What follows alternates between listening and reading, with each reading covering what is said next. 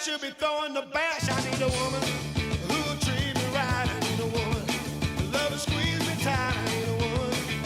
I need a woman tonight. I need a woman I can call my own. She got the love the blues and she'll buy me home. She'll tie me up at night and make me say when the sun comes up we'll do it all again. I need a woman who love to squeeze me tight. I need a woman who wanna treat me right. I need a woman. I need a woman tonight.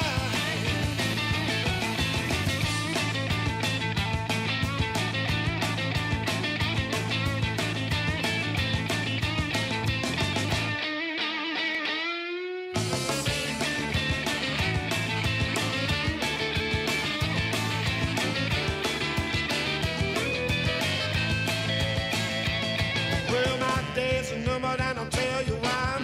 All the pretty girls keep walking on by, looking and smiling and winking at me. I got a woman who won't let me be.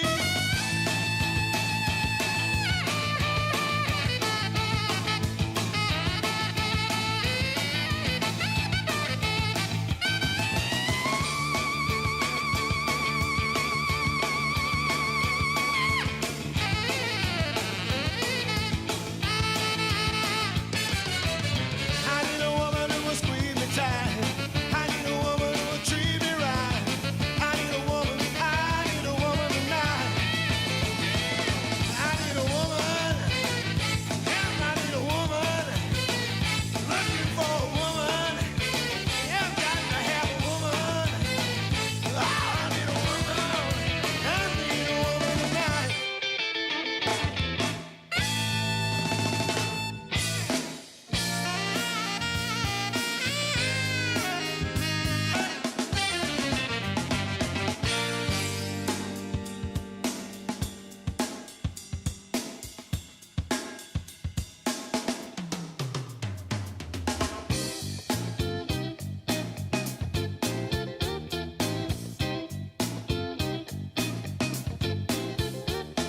Trash is like a raven's paying our dues, scraping for corn and rock good blues. Band is kicking, playing it tight, all getting hot till the morning light.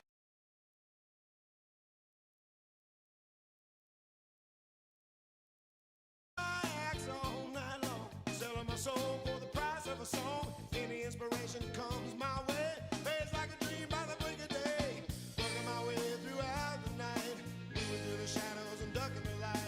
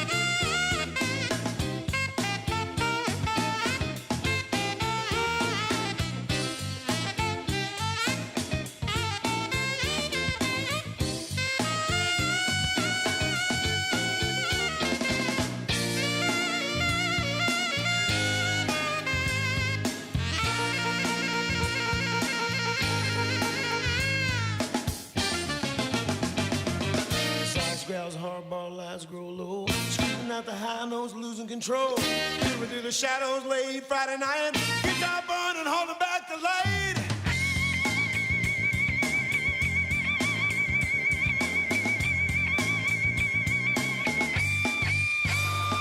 Playboys and gals changing back in the suits, ducking the light, a last pull from a hooch, cleaning the streets, hosing the drunks, sleeping it off in the back of the truck.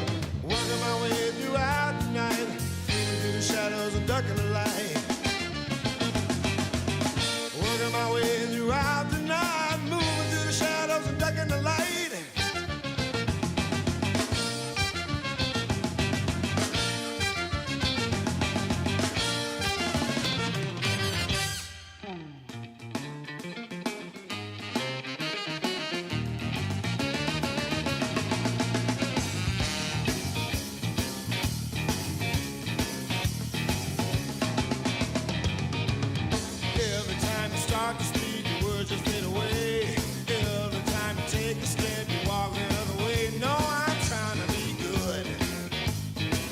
Why don't you treat me that way?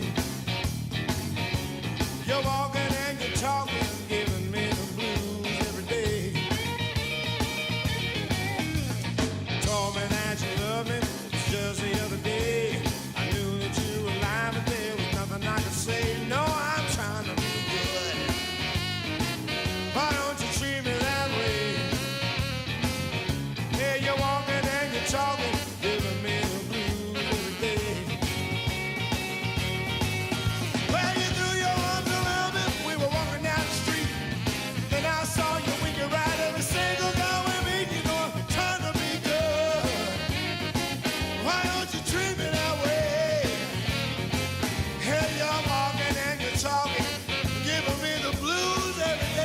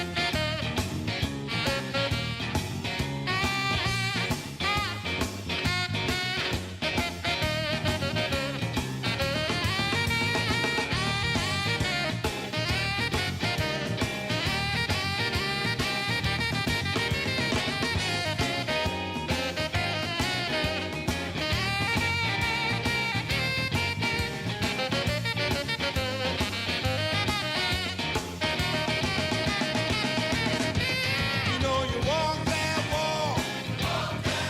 You know you talk that talk. You know you walk that walk. Hey, you talk that talk. You know you're walking and you're talking, giving me the blues every day, baby.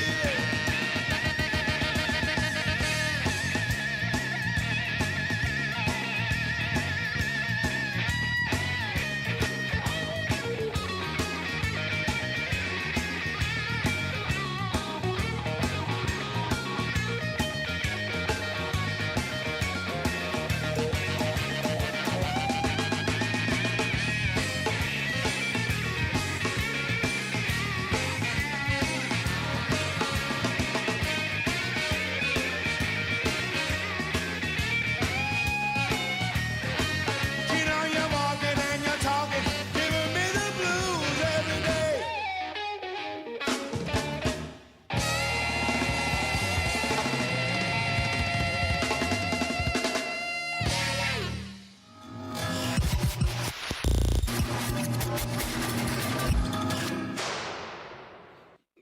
All right, all right, all right. It's the Zach Waldman Show. And we're live. Look who it is. It's your pal Zach Waldman. Fixing my hair a little bit. I was helping a buddy of mine out with his virtual magic show that he's getting ready to do. How you doing, Jordan? And we were having a... It's funny. I should have just asked those guys if they would all just join me on the cast. There was about 7 or 8 of us. I should have just... I told them what I was doing. They're all magicians, the whole lot of them. And all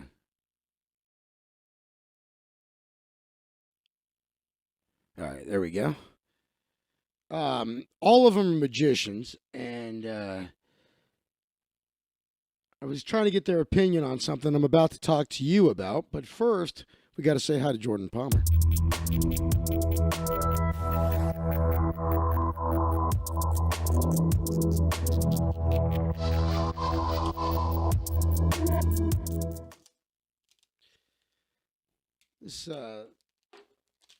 This package of joints was double plasticed. 2 layers of plastic. Here we go. Fresh box from THC Design. Estate grown premium cannabis. 6 pre-rolls.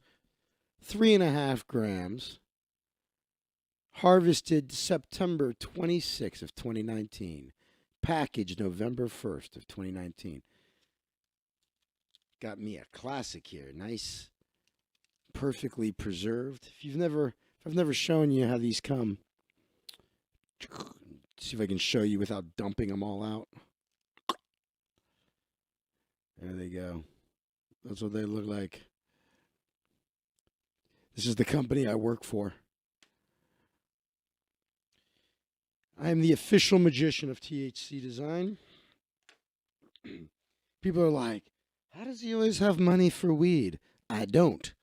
I'm lucky that the company I do magic for hooks a brother up. Other people hook me up too. You know, I do a pot-themed magic act that I've been doing for close to 20 years.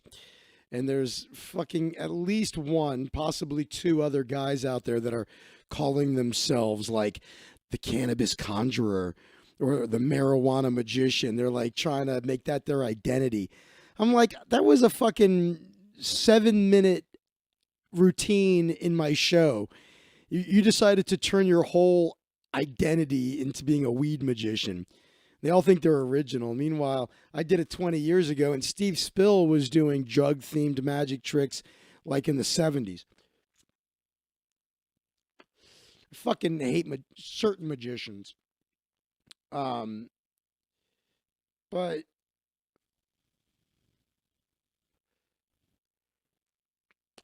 that's a perfect segue. Hey, look at that, Lizzie. The wheel in the sky keeps on turning. See who else we can get in here. I haven't made Mr. Dark Lightning Stinger yet. He'll probably show up because I haven't made it yet. Where's Wild Whitey tonight? I haven't seen him in a while. He messaged me that he was back online, though. Rudy? I haven't seen Rudy in forever.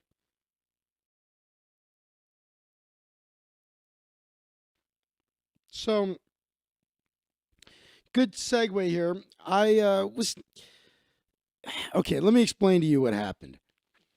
The social justice warrior types, the religion of wokeness,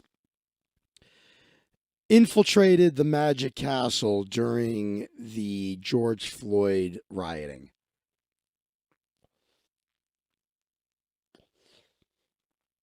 And without getting into the whole story, because frankly, the story, the details don't matter. All you have to know is that the Magic Castle, by the way, I should explain, just realize, well, you guys watching, you know what the Magic Castle is. I was going to say, maybe I should explain what the Magic Castle is. Well, maybe I should, since I don't know everybody watching. So, Magic Castle is a private club in Hollywood. You're only allowed inside if you're a member or invited by a member. It's an old Victorian mansion with a bunch of bars and theaters and a restaurant. And it's the center of the magic universe. It is Mecca for magicians. Like the Comedy Store is for comedians, the Magic Castle is for... like the Comedy Store is for comedians, the Magic Castle is for magicians, okay? And so... it's an amazing place. You could look it up. There's no place in the world like it. And I've been performing there. I became a member in 2001, so be close to 20 years here. And but the woke people, there was an influx of that religion. I don't call it a cult anymore. I think it's a religion. It doesn't have one leader like a cult does. It's far spreading. Anyway, the woke religion entered the castle or infiltrated the castle, just like it's infiltrated many institutions. And people started discussing politics and started arguing, and one thing led to another, and a couple of new Facebook groups there's like the official Facebook group for the Magic Castle, and now there's a couple of unofficial groups with a lot of Magic Castle members. One is basically woke, and the other is anti-woke. I belong to both. I don't post in either. I just read what's going on in both. And, I see ridiculous shit on both sides from time to time. Well, most of it comes from the woke side, but even the anti-woke, sometimes they do some things where I'm like, "Ugh." But whatever.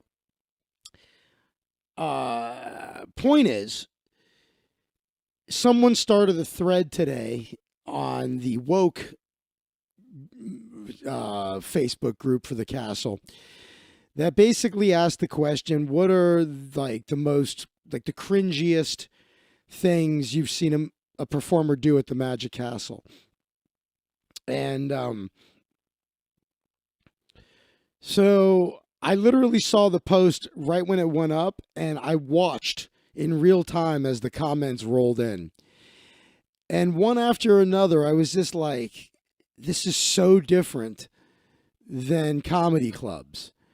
Like, you would never, first of all, no one would start this thread. Could you imagine a Facebook group for the Comedy Store and somebody woke, or a group of woke people trying to like make the Comedy Store go woke? They would get like laughed off the internet. But so imagine it even took root, but then imagine they start a thread. What are the most offensive things you've heard a comedian say at the Comedy Store? You do that for any good comedy club, the Cellar. What's the most offensive thing you've heard at the comedy? Like, so it got me to thinking about what is the deal with a woke Comedy Store group would be against what comedy stands for. Well, believe me, there's plenty of these woke assholes invading improv comedy and stand-up comedy. It's just, it ain't happening it would never happen at the Comedy Store. But I was just watching this thread, and it was like, one time I saw a magician do this, another time I heard a magician do that, and this and that. And I'm like, this is why the Magic Castle doesn't evolve as fast as it could. Because the Magic Castle isn't a place that encourages people to take chances. If you take a chance there, you could get kicked out of the place. You could lose your membership. Meanwhile, these same, woke people are like, I really wish there was more, cutting edge kind of acts at the Magic Castle. I wish people would really just start to push the boundaries more, And then what they really mean by that, though, is they want you to push the boundaries the way they want them pushed.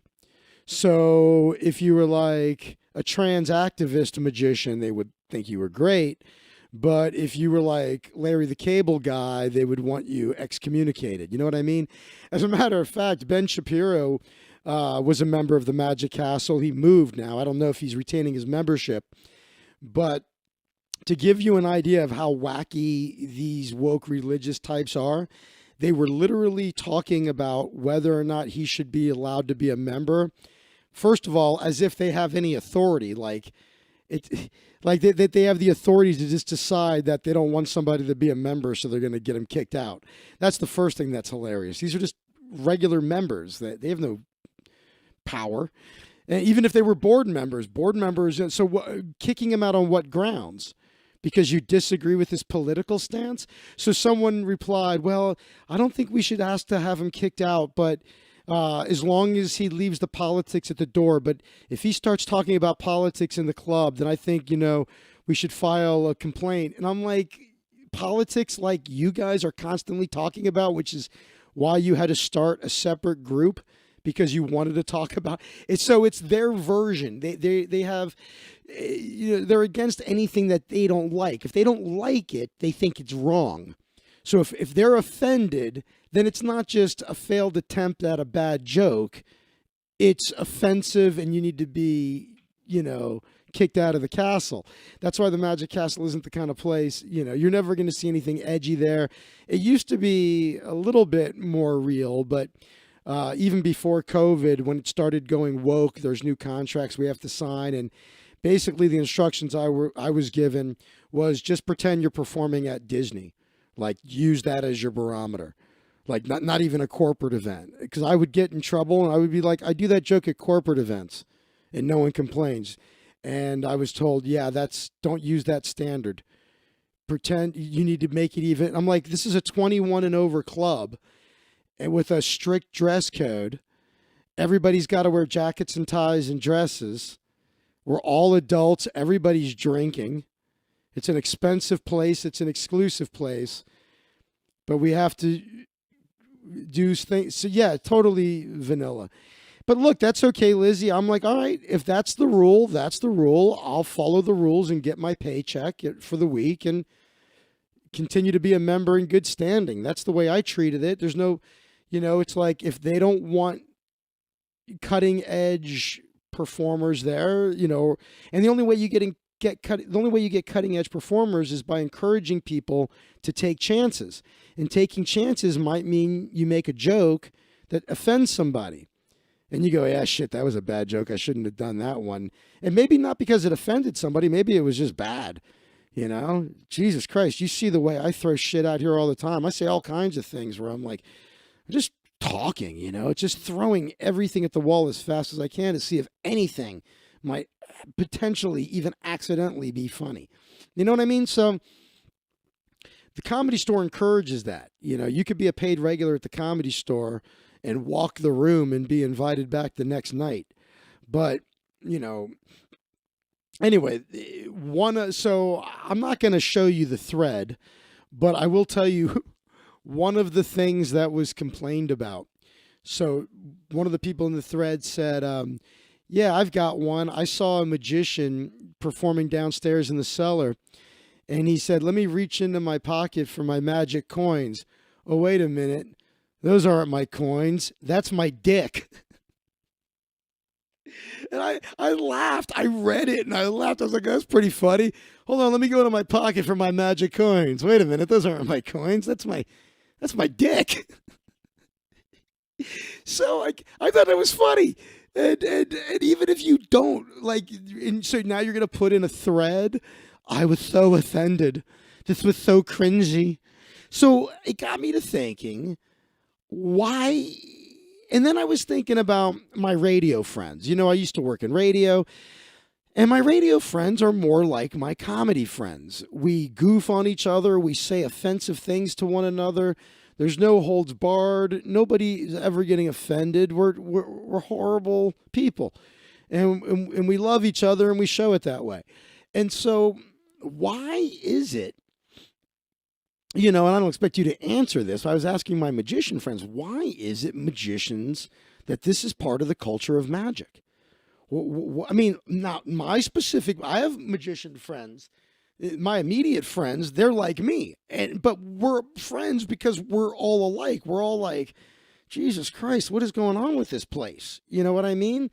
So, but we're outnumbered by far. My brother-in-law is a famous magician. He's not a professional, but he's won some of the highest awards in magic, and he's very respected. More of a technician with an incredible depth of knowledge than he's a real magician. He's not like a comedian, is what I'm trying to say. He's a classic magician. Very technical, and he's very well known in the magic community. And he doesn't think magicians should cuss at all. And that was a criticism he had of some magic show where the magician dropped a 4-letter word here or there. And I was like, what kind of... And he's not an uptight guy, my brother-in-law. My brother-in-law, likes a good, dirty stand-up comedy special or whatever as much as anybody else. But there's this so I was thinking about it, okay, is it because people think that magic is supposed to be classy? Okay, but is cursing not classy? I don't think that's the case. You could be totally classy and cuss up a storm. And you could also, not say a single bad word and offend everybody. You could be a totally offensive individual. So I just don't know what it is about the culture of magic. Cussing must ruin the magic for them. I don't know. I don't know anybody else that feels that way, but I'm sure they do. It's magicians are fucking odd, dude. They've got like a lot of rules, like things should be done a certain way. There's a lot of opinions, a lot of arrogance. I think that's probably what it is more than anything. Is there's a tremendous amount of arrogance in magic, much more so than you'll find in stand-up. Now, there are people that exude the same kind of personality. I'll give you an example. Mark Maron. I like Mark Maron. He's one of my favorite comics. But he's of a certain type, right? He fancies himself an intellectual. He's a smart guy, but he's an intellectual like the way I'm an intellectual. I just read a ton. And I live vicariously through other people's genius. But he has an arrogance about him, right? And that is like the standard in magic. Like what you see in Mark Maron. But that's also part of what is funny about Mark Maron, right? He's on stage. He's like, very self-deprecating and arrogant at the same time, very kind of elitist and intellectual, and elitism and brotherhood, maybe. I don't know. There's that slice of the pie of people that feel weird about cursing. I don't get it, but they sure bashed how bad it was into our heads at church growing up. Yeah, I was the youngest of 6 kids, man. I have 3 older brothers. I mean, there was no chance that I wasn't going to grow up saying every bad word. Sadly, I only found out about Mark recently through Glow. I like him. Oh, God, I've known Mark Maron for fucking ever. I don't know him well. He wouldn't even know my name, I don't think, but I've met him a billion times. I think even before I moved to L.A., I think I met him. I think I met Mark in New York originally. But I've always liked him. Hey, Muay Thai, what's up? I thought your babes was Miss B. Now it's he's cheating on Miss B. It makes you curse more now. They say smart people curse more than idiots. So there you go. Just tell people that. Yeah, but it's just it was. I guess. Look, maybe this is boring to you guys, but it was on my mind because of the thread I read. Here, I'm not going to show you the thread, but you guys want to hear some other things that people were offended by at the Magic. Well, by the way, these are members. These are members of the Magic Castle who are offended by things they saw other performers do at the Magic Castle. I got you, Muay Thai. I don't blame you. And it's really funny. When I started reading this, when this thread started, I was like, how many comments do I have to read before I'm named? I haven't looked at it. I saw it in real time when it was new, and the thread was exploding. There's almost 100 comments on it now. So I still might be named in this thing because I was always in trouble. I'm always in trouble for offending people.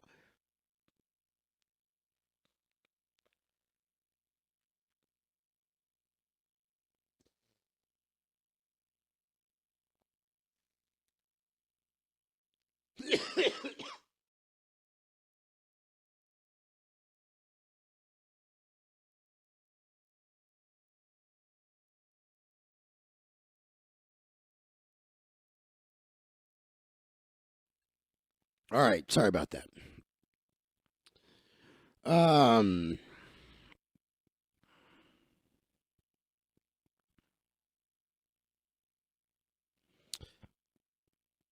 uh, I guess they started a new one. This is their best experience at the Magic Castle.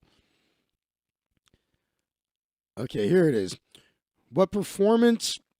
It says, okay, here was the post. And I was wrong. It doesn't have almost 100 comments. It has almost 200. It says, what performance and or interaction you had at the Magic Castle that made you cringe? Um,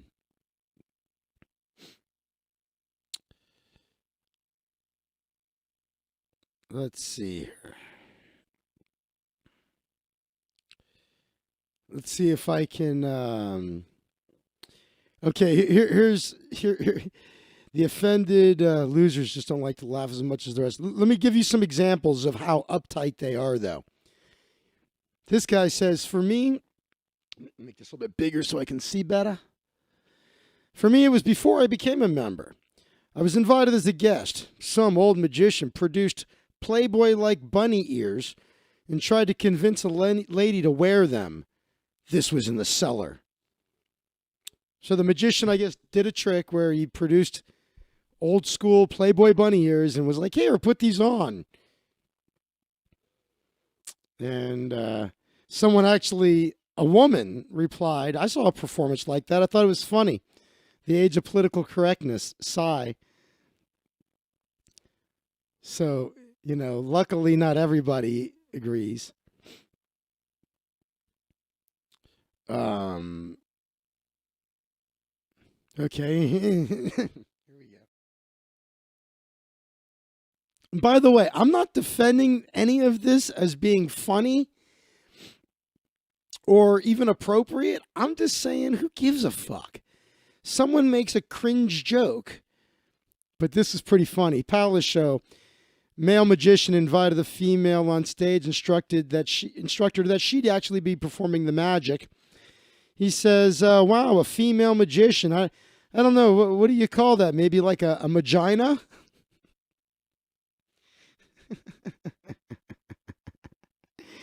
So people, of course, went, and that's not a good joke, but people, what I'm laughing at is the responses. Everybody losing their fucking minds over it. It's just so funny.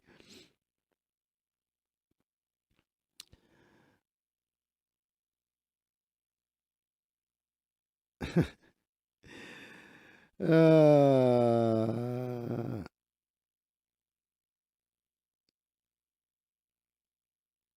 Oh my God. Now I'm watching them dissect bad jokes. Going, we'll see. It would have been funny. All right, so. Okay, here's one.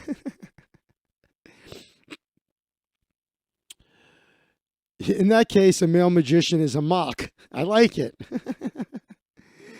I should steal that and post it on the thing.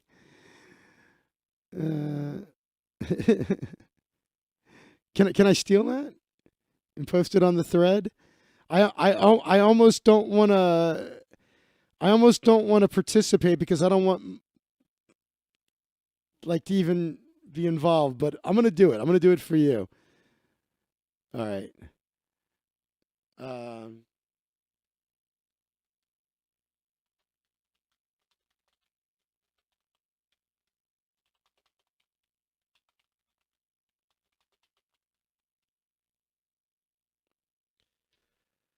I did it for you.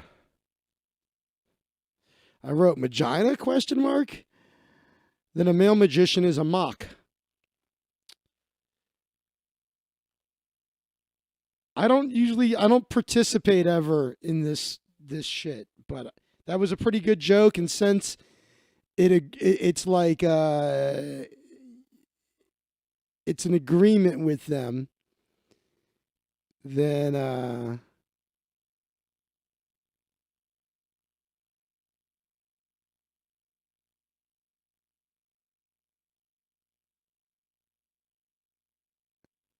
right. So here's another example.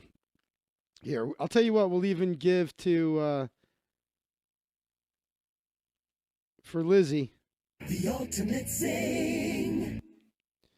That's for your mock joke.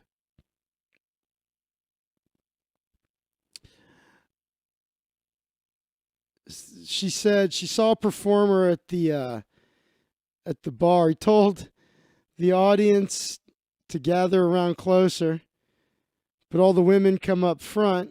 Then someone said, It's a birthday, and pointed to someone in the front. The performer shouted, "Shut the fuck up. This is my show. I don't fucking care. Shut up."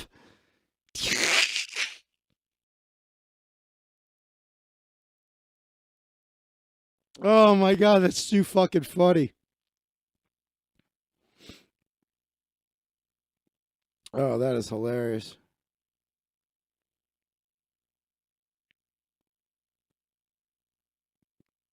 Uh, all right, let me see if there's one more I'm going to read here. Let's see here. Oh, I know about this one.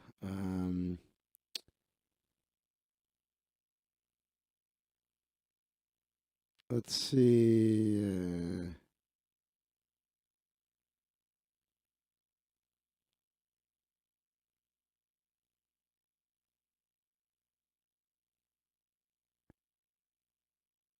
What the fuck is this guy talking about? Okay, hold on. What?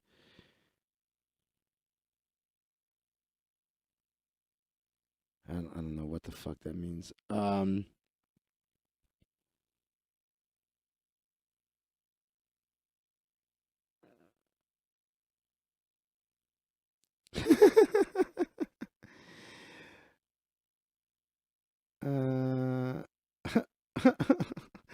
wow.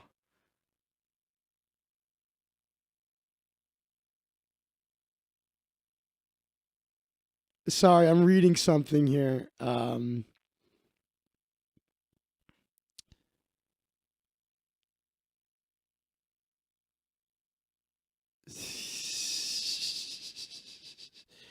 right, I'm just trying to find one I can read to you guys. Da, da, da, da, da, da, da, da, da, da.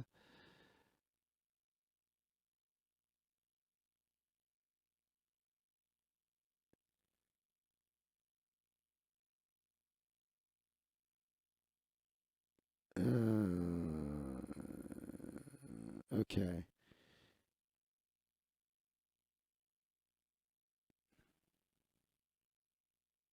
What the fuck?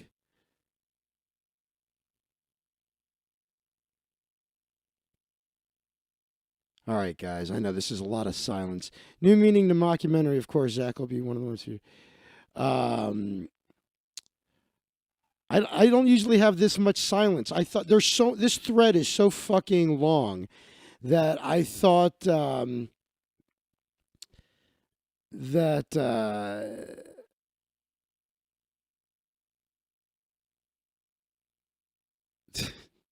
I thought I was going to be able to find something right away that I could read to you, but whatever. All right, let me get out of this. Let me end this. This is not going nearly. I did my rant. I had my say. I gave you a couple of examples. This is bringing my fucking show to a screeching halt. So let's do what we always do. Let's check out what's trending, my friends. Let's see what's going on in the world and goof on what's trending. That's what we do here. Make fun of everything that's trending. Trump suffers legal setbacks in 2 PA cases. Country music star unfollowed bandmate over politics. Bring back manly men. AstraZeneca COVID-19 vaccine show promise. Vote in Mexico brings world's largest legal weed market one step closer.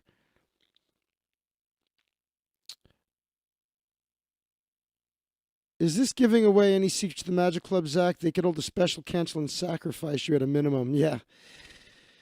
No, it's just as I was reading the comments, a lot of them were. I was like, this is some inside baseball kind of shit. And anyway, what else do we got here? Woman draws praise online for video claiming 48. Oh boy, I can't give a fuck. Quarter people may already be immune to coronavirus. Good deal. California inmate fought wildfires, now faces deportation. Wow, the UFC dropped Anderson Silva. He's no longer on the roster. Crazy. I didn't think they would drop him. Wow. Japan on maximum alert after record virus cases. Every time they say that some other country has handled this virus better than us, then you find out they're just as fucked. Everybody is, saying that Trump's handling of this is it was so bad. That's the reason we've lost so many people. Even if he had acted sooner, I don't know. Here's my question. Does anybody believe if Obama was president during this that anything would have been different?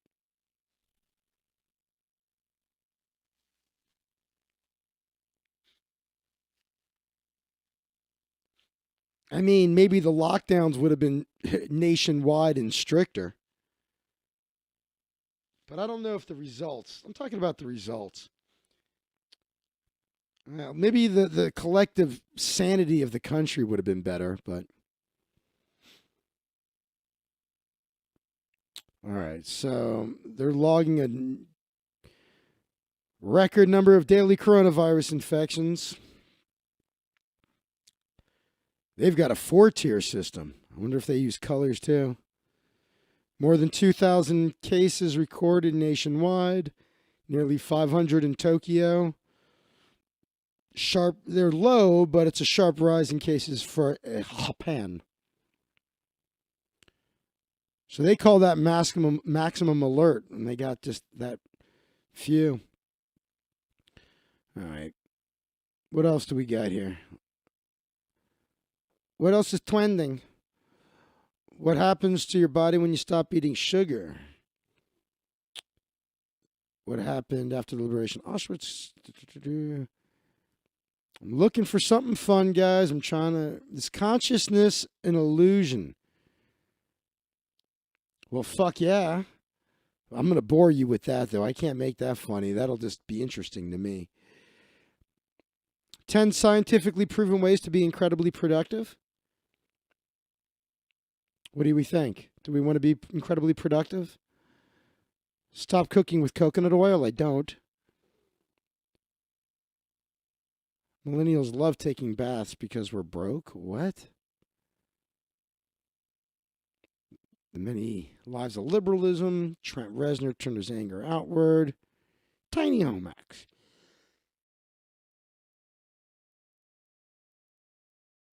Oh my God. Let me check. Trending Twitter. Yeah, I was interested in consciousness being an illusion, but this is supposed to be a comedy show. I'm trying to mine comedy gold here for you people. I got to find. What we need is an excuse for me. Oh, I know. See, there is one. Hold on. Where's that art? Here we go. This is what we needed. An excuse for me to bring in my friend. Mexico's Senate approved a landmark cannabis legalization bill, landslide vote Thursday, paving the way for the creation of the world's largest legal marijuana market. It's got to pass the next hurdle in the lower house of Congress. They got a Congress in Mexico? If enacted, the reform would mark a major shift in a country where drug cartel violence in recent years claimed over 100,000 lives. What about just legalize everything? What about coke also? Then we need to search cringe of TikTok. Search that on YouTube. You got it, pal. I'll do that.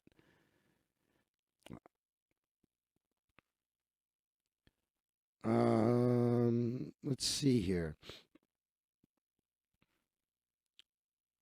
Well, it's an article about Mexico, but I'm not seeing a good excuse to use my voice. What do we got here? Social media from least to boomer. You gotta love my boy Maddox. So we got TikTok, Twitch, Snapchat, Instagram, YouTube, Twitter. Physically dialing someone Parlor. That's pretty funny. I just shit, piss, fuck, cunt, cocksucker motherfucker tits. I should be able to say that without reading it because he is quoting George Carlin.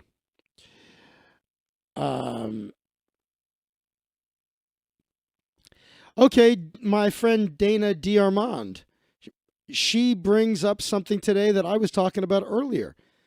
The only time I ever eat turkey is on Thanksgiving with a lot of gravy.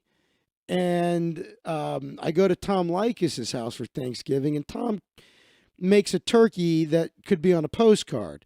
The man cooks a perfect turkey every time. Despite all of that, I'm not a big fan of turkey. And Dana's saying, I'm just going to put this out there. Turkey's the worst meat. It's tasteless, dry, and a giant pain in the ass to cook. You have to add a million things to it for it to even be anywhere near palatable. I fucking agree. I saw a compilation of that was done. All right. So I agree with Dana D'Armand on that one. Turkey does suck. Under the absolute best of circumstances, I only want to have it once a year on Thanksgiving or leftovers.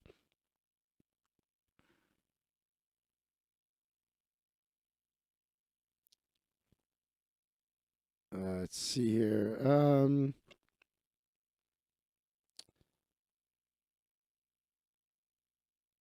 Some of my buddies mad at Tucker Carlson for some reason.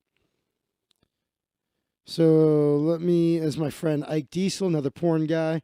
So let me get this straight. The AVN Awards in 2021 will consist of friends in their 20s sitting next to each other in the living room during a pandemic, competing with one another. I'm just going to go ahead and hit the like because he's my friend.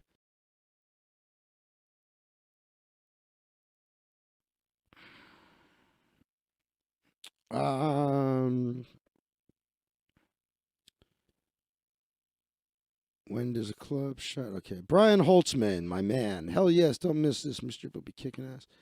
Whatever Brian Holtzman does, I like. All right. Bart Hansen, professional poker player. He's got a great. I used to belong to Crush Live Poker, which is his training website. It's very good. If you voted for Trump, what do you think are the chances that he's inaugurated for a second term in 2021? I didn't vote for Trump, so I'm going to click that. Yeah, so he's basically asking if the majority of people didn't vote for him. Look at that. Okay, Doug Stanhope. Okay, canceled the Olympics. When cases were this bad, please don't cancel eating potato in a group.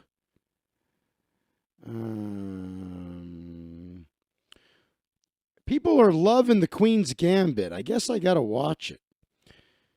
Turkeys extinct before Christmas. Murder all turkeys.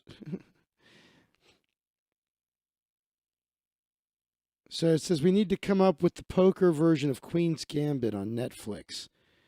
I'm going to watch Queen's Gambit. Everybody's talking about it, but Tilt. Yeah, I remember that. I like that. I forgot about that. You guys remember Tilt? Totally forgot about that show. All right.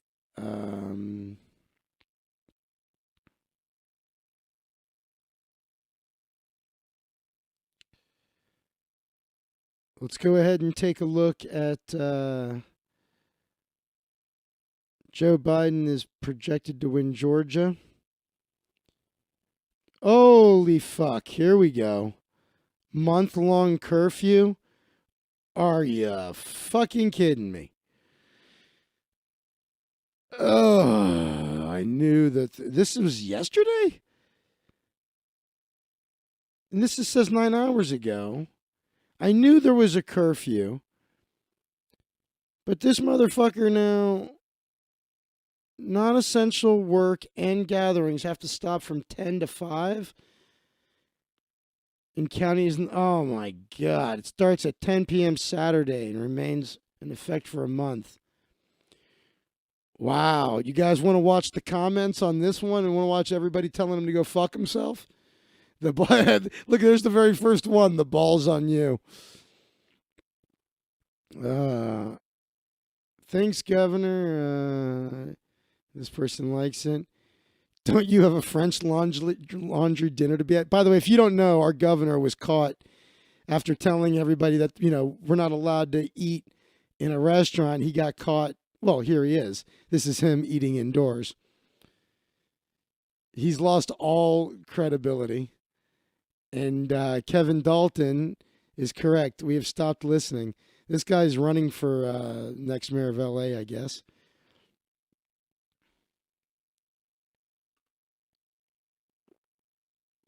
So this person says, I understand, okay, you did a dumb thing, so I should get to do a dumb thing. It's not a reasonable argument. That's true. But that's not the problem. It's not that people are arguing we get to do a dumb thing because he did. What I'm saying is that because of what he did, he's lost all credibility and no one's listening to him anymore.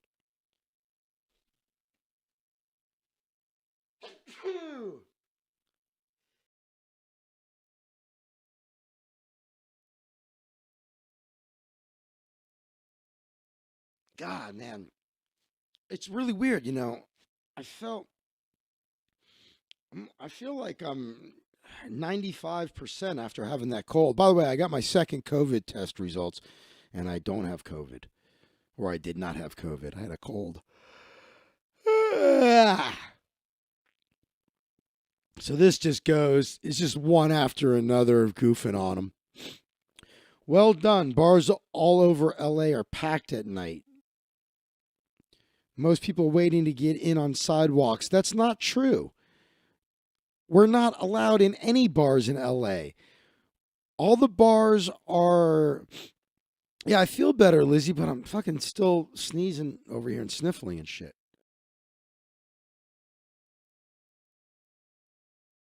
And coughing.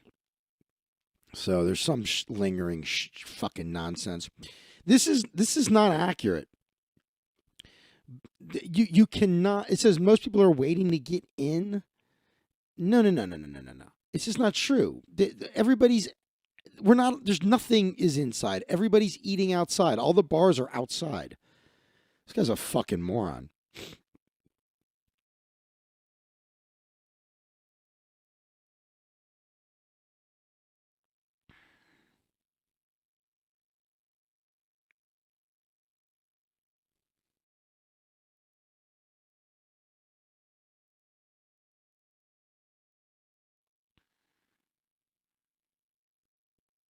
All right. I'm not talking a lot because I keep muting myself to cough.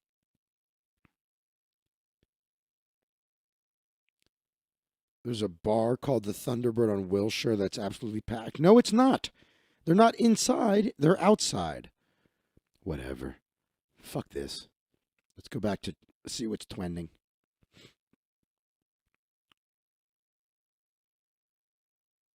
What is this? This can't be real.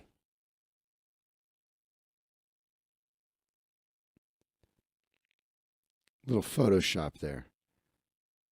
That's fucking funny. Fuck alt comedy. That's hilarious. All right.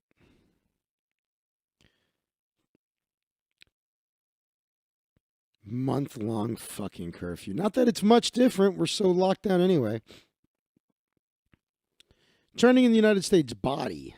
Why is body trending? Should we check? Sure we should. Body was found in the desert. My reaction to body. Oh, it's a song or some shit. Okay, don't give a fuck. Entertainment trending. Wolverine.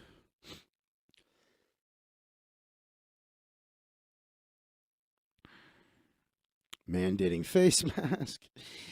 Are you guys seeing a trend here? The last couple of nights we were trying to do trending news and have a few laughs here, and it's just every article is a different version of face mask COVID.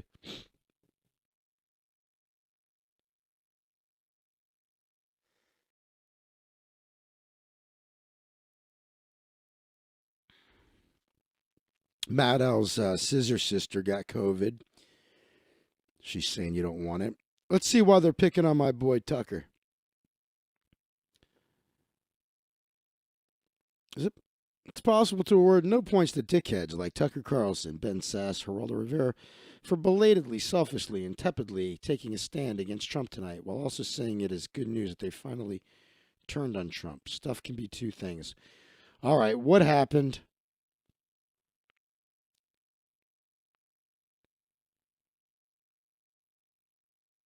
What is this?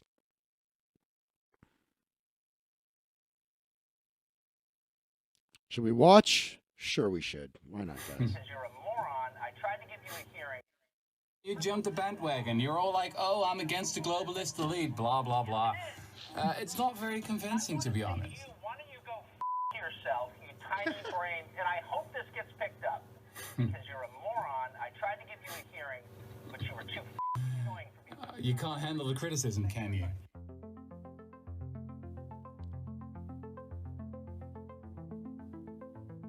We gotta be talking about Texas. That's it. Texas, Texas, Texas. All the rest is bullshit, in my opinion. I mean, it feels like I'm at a firefighters conference, and no one's allowed to speak about what. How about you see what they do with our tax money? Do you really think giving the government, how about instead of trying to tax billionaires, how about we just stop taxing everybody? How about we get rid of the federal income tax? Why don't we do that? There didn't used to be a federal income tax.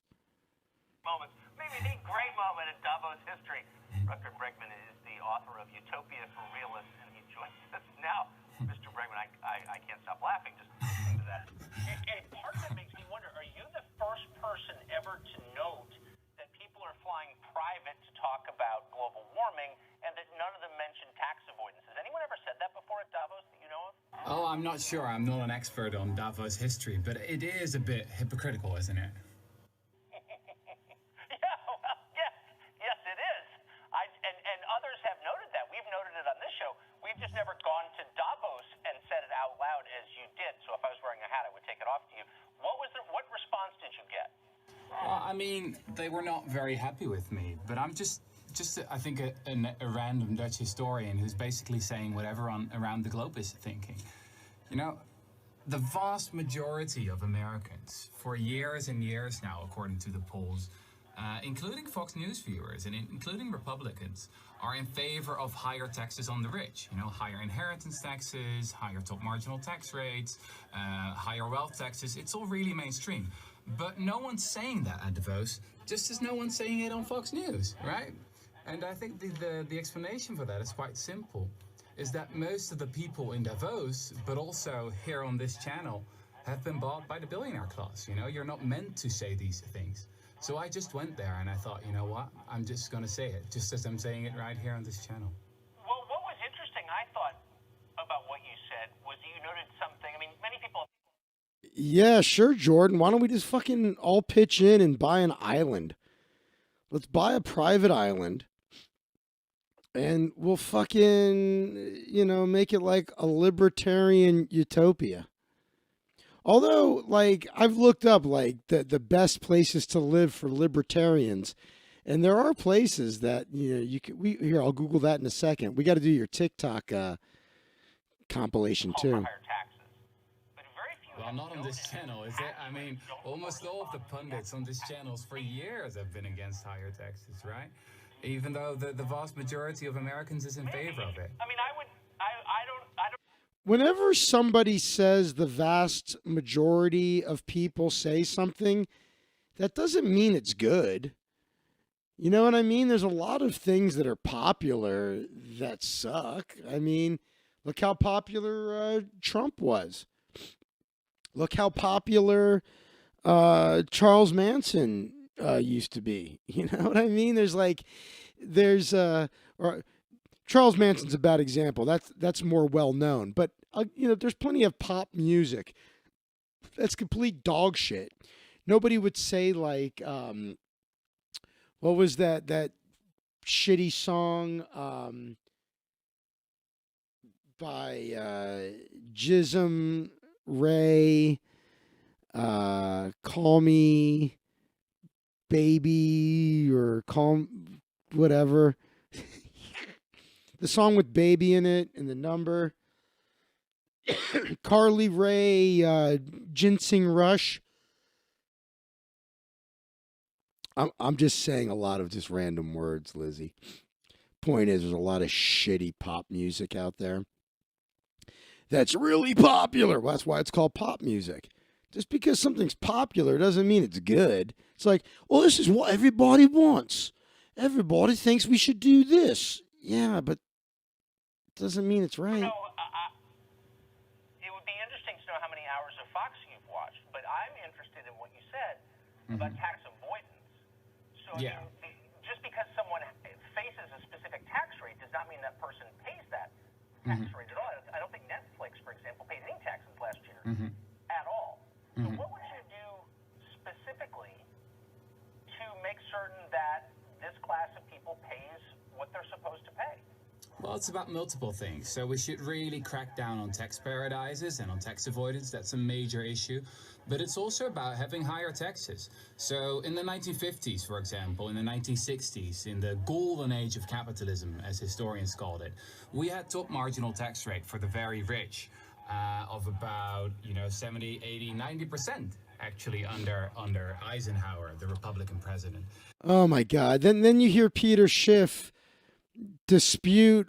He makes great arguments why there shouldn't be federal income taxes at all. I don't give a fuck anymore. I'm done.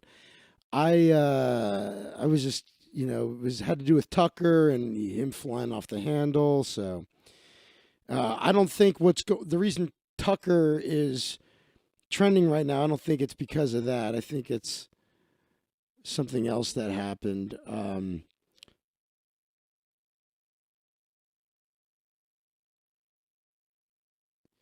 But, what about how complicated our tax system is, by the way? How about we simplify the tax system? I want to see. I would think there would be. Is there here? Here, this is what I was looking for. All right. By former prosecutor Sidney Powell, who was also. All of which brings us to the bombshell at the center of today's press conference. That was delivered by former prosecutor Sidney Powell, who has also served as General Mike Flynn's lawyer. For more than a week, Powell has been all over conservative media with the following story. This election was stolen by a collection of international leftists who manipulated vote tabulating software in order to flip millions of votes from Donald Trump to Joe Biden. The other day on television, Powell said of Trump that when the fraud is finally uncovered, quote, I think we'll find he had at least 80 million votes. In other words, rigged software stole about 7 million votes in this election. Here's some of what Powell said today about the software. One of its most characteristic features is its ability to flip votes. It can set and run an algorithm that probably ran all over the country to take a certain percentage of votes from President Trump and flip them to President Biden, which we might never have uncovered had the votes for President Trump not been so overwhelming in so many of these states that it broke the algorithm that had been plugged into the system. And that's what caused them to have to shut down in the states they shut down in. That was a few hours ago, but Sidney Powell has been saying similar things for days. On Sunday night, we texted her after watching one of her segments. What Powell was describing would amount to the single greatest crime in American history. Millions of votes stolen in a day. Democracy destroyed. The end of our centuries-old system of self-government. Not a small thing. Now, to be perfectly clear, we did not dismiss any of it. We don't dismiss anything anymore, particularly when it's related to technology. We've talked to too many Silicon Valley whistleblowers. We've seen too much. After 4 years, this may be the single most open-minded show on television. We literally do UFO segments, not because we're... It's like I know so many people hate Tucker. One of the reasons I like him is because he does have a variety of guests on. He had Jimmy Dore on, for crying out loud, and nobody's more liberal or progressive than Jimmy Dore. Crazy, or had even been interested in the subject, but because there is evidence that UFOs are real and everyone lies about it. Oh, by the way, I started to say I signed up for both BitChute and Parler. And I know Parler's like a right-wing, Twitter, but I thought, hey, I don't want somebody else taking my username. I may as well just take it. And got on BitChute, which is like right-wing YouTube. Kind of interesting. One more place to put my shit. Any of you guys on Parler or BitChute? There's evidence that a lot of things that responsible people used to dismiss out of hand as ridiculous are in fact real. And we don't care who mocks it. The louder the Yale Political Science Department and the staff of the Atlantic magazine scream, "conspiracy theory," the more interested we tend to be. That's usually a sign you're over the target. A lot of people with impressive-sounding credentials in this country are frauds. They have no idea what they're doing. They're children posing as authorities, and when they're caught, they lie, and then they blame you for it. We see that every day. It's the central theme of this show, and will continue to be. So that's a long way of saying we took Sidney Powell seriously. We had no intention of fighting with her. We've always respected her work. We simply wanted to see the details. How could you not want to see them? So we invited Sidney Powell on the show. We would have given her the whole hour. We would have given her the entire week, actually, and listened quietly the whole time at rapt attention. That's a big story. But she never sent us any evidence, despite a lot of requests, polite requests, not a page. When we kept pressing, she got angry and told us to stop contacting her. When we checked with others around the Trump campaign, people in positions of authority, they told us Powell has never given them any evidence either, nor did she provide any today at the press conference. Powell did say that electronic voting is dangerous, and she's right. We're with her there. But she never demonstrated that a single actual vote was moved illegitimately by software from one candidate to another. Not one. So why are we telling you this? We're telling you this because it's true. Yeah, I mean, so far what I'm hearing him saying is, hey, we shared her message. This is what she said happened. If true, would have been the end of our democracy. But now it doesn't look like it was true. And we're just letting you know what the truth is. So why are people, maybe he's trending because people are happy that he told the truth? And in the end, that's all that matters, the truth. It's our only hope. It's our best defense. And it's how we're different from them. We care what's true, and we know you care too. That's why we told you. Maybe Sidney Powell will come forward soon with details on exactly how this happened and precisely who did it. Maybe she will. We are certainly hopeful that she will. What happened with the vote counting this month, and at the polling places in Detroit, and the polling places in Philadelphia, and so much else, actually matters. It matters no matter who you voted for. It matters whether or not you think this election is already over. Until we know the answers to those questions conclusively and we can agree on them, this country will. So let's see what people are saying here.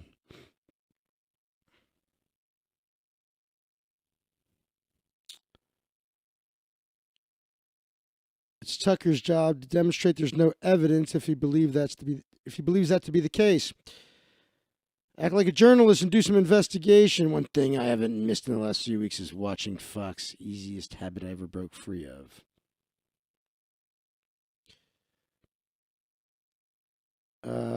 Tucker knows thousands are flocking from Fox News. He's got to find a new audience.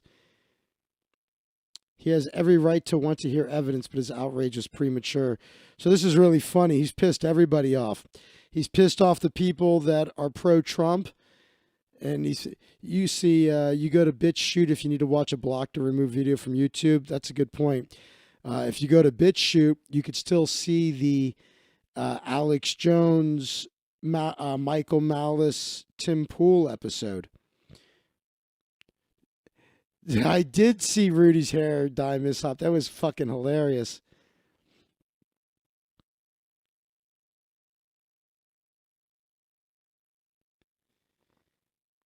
So it's just funny. So people that don't like Tucker normally are like, hey, Tucker just telling the truth. There's no evidence, and he's just, I don't like Tucker, but look, he's saying what's true. And the people that normally like Tucker are like, I can't believe you sold us out, Tucker. Of course she hasn't produced the evidence yet. Why would you before the court case? I get where Tucker's coming from, and I too saw the truth. If I were Sidney Powell, I wouldn't give anyone in the media the evidence before hitting the courtroom either.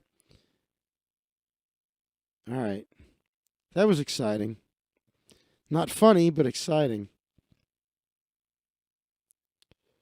It's kind of unnerving they blocked the Tim Pool Alex video. No shit, dude. I mean, look, it's people should have been outraged as soon as they started deplatforming people.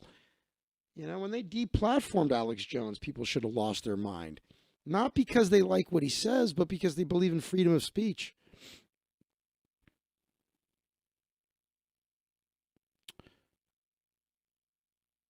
Okay. Who shot ya? That's trending? Why is that trending? Meg starts off her album dissing Tori over her Biggie's Who Shot Ya beat. Oh, boy. Gives a fuck. There's just a lot of nonsense.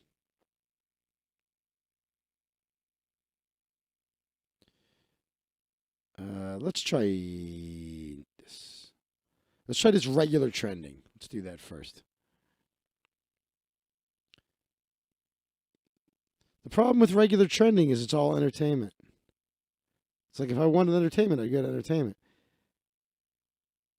K-pop. It's always K-pop. K-pop is always trending. All right. Fuck it. Go to news trending. And then, what did you say? I should do a search for a TikTok cringe compilation? Is that what you said? As COVID cases surge, states are reimposing restrictions, not Florida. Florida was one of those states that's good for libertarians, by the way.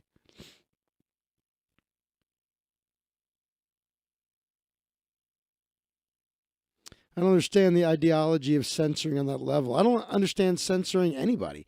Alex is a showman more than any type of news. I don't listen to Alex. I'm Jordan, 1,000%, brother. 1,000%. India's hunger crisis might be worse than COVID.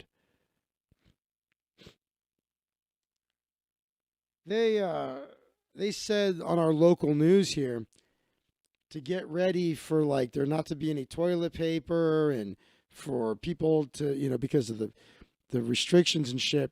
I went to Ralph's and it was fucking dead in there and the shelves were stacked. They were limiting certain items, you know, to 2 a piece, but I got everything I needed and it was, I did see a woman cry in there though.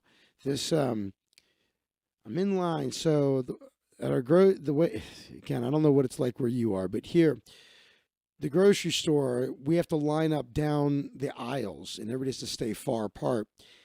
And then you go up to the cashier and you unload your shit. And there was some big fat mess of a person on one of those hover around things. And he starts yapping to the woman in line in the neck, you know, where there's 2 lines parallel. And he starts saying to her, yeah, you know, the reason we have to do this is because people didn't wear masks. All those Trump people wouldn't wear masks. Because of them, that's why we're going through this. So he's giving her an earful.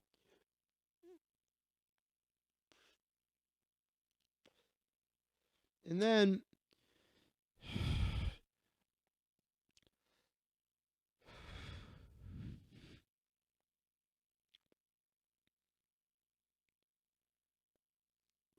it was her turn to go up to the cash register. So he didn't have anybody to talk to anymore. The next person standing there, you know, that takes that lady's spot, she's like, definitely not going to make eye contact. She saw what was going on ahead of her. She doesn't want any part of the lecture. And by the way, we're talking about Venice Beach. There's no Trump supporters, you know, like within fucking 1,000 miles. That's not true. You'd have if you went to Orange County, but there's none in Venice. All right. So then there's this black guy comes by with his girlfriend. They're holding hands, and he's one of these gregarious guys. He's just saying hi to hey everybody, how's it doing? Everybody good? Everybody good? Anybody need anything? He goes, hey, Mama, you got all the food you need for Thanksgiving coming up? All right. And then the big fat guy in the hover round that was, puking out his opinions to that woman, he's even nice to him. What's up, young man? This guy's 1,000 years old. What's up, young man? The guy in the hover round, I mean. Kind of like calling a fat guy slim. He's calling the fat guy in the hover round. How you doing, young man? He's like, oh, I'm good. He's like, you got everything you need for Thanksgiving? He's like, I do. He's like, you have a blessed day. He's like, you have a blessed day, young man. Well, thanks for calling me young man, huh? Then there's this, so it's nice. This guy is great, right? He's making everybody feel good. And then there's this one woman, this Asian broad, and the black guy and his girlfriend kind of like walk away, and they look like they're going to maybe go into one of the checkout lines. And this lady looks like she's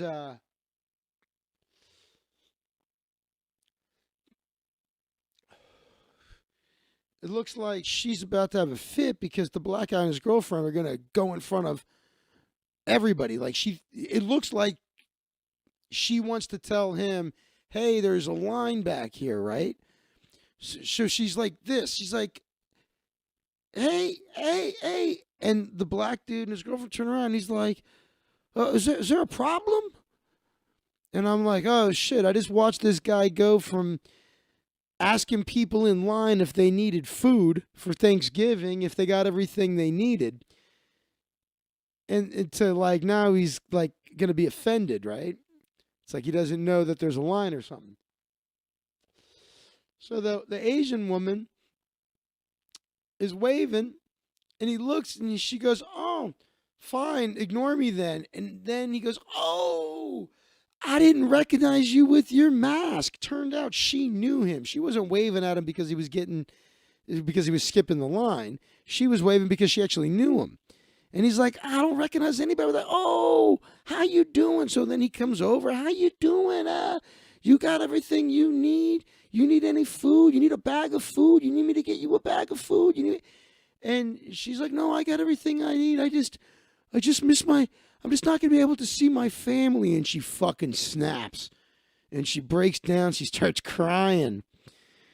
And he's like, oh, baby, it's going to be all right. It's going to be okay. You'll see them on Zoom. Come on. Come with me. I'm going to get you a bag. I'm going to get you a bag of food. And he insisted on buying her a bag of food, even though she didn't look homeless or like she needed it. So, and he's like, but you got to stop crying. Stop crying. So she stopped crying and he bought her a bag of food. Dub says, hey, Dub Style, how are you, pal? He was sicking a crowd of lunatics and the parents of kids that were murdered in mass shootings, Jordan. Pandering to psychos, telling them the shootings didn't happen. That's not exactly what happened, Dub Style. He didn't start the conspiracy, and he did fuck up by throwing gas on the conspiracy. And it was horrible what happened. And I thought it was absolutely sickening.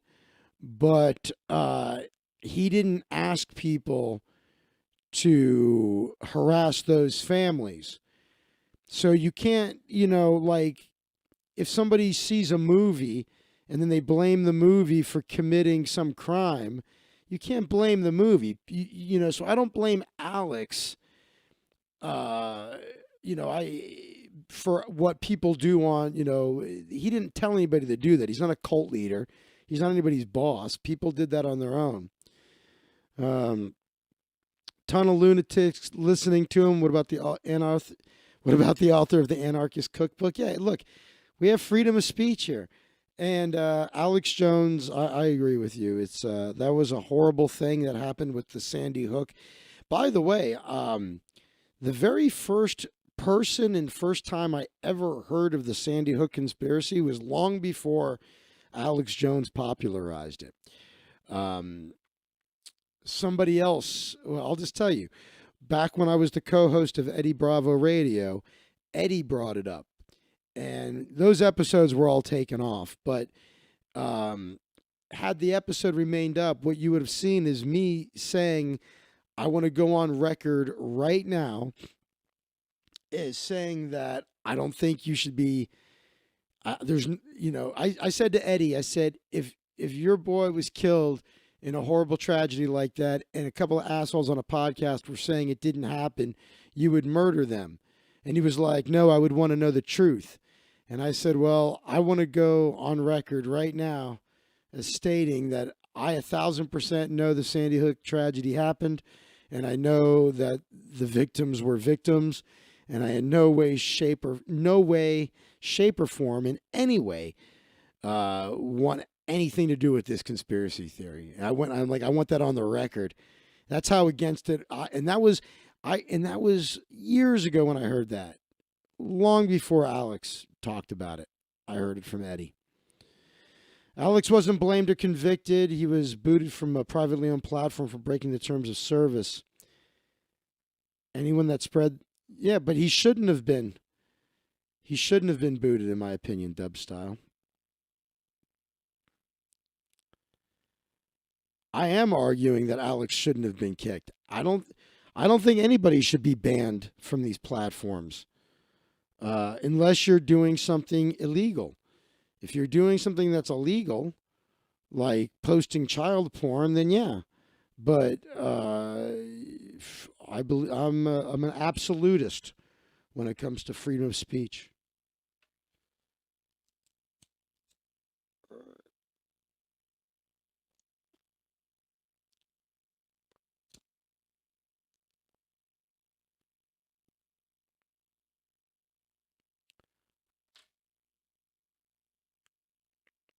I know, Dub Style. I know there's a terms of service you agree to, but it's not enforced fairly, and I don't agree with it.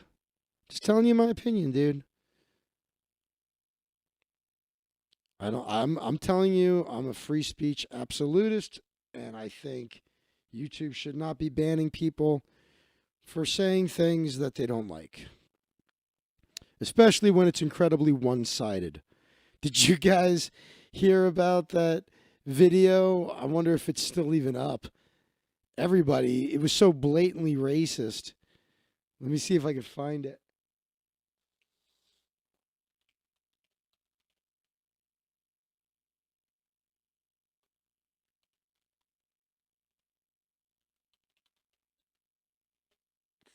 There was a video. Oh, yeah, it's still up. This is unbelievable. So, have you seen this?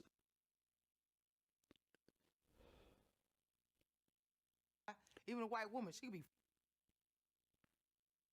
Hold on. What the fuck? What are white people superior at? What exactly are white people superior at? Oh, well, according to television, everything. A white man could fly. Even a white woman, she could be 4'1". She knew karate. She could take down 15 people. It doesn't matter that there's plenty of, female action heroes, whatever.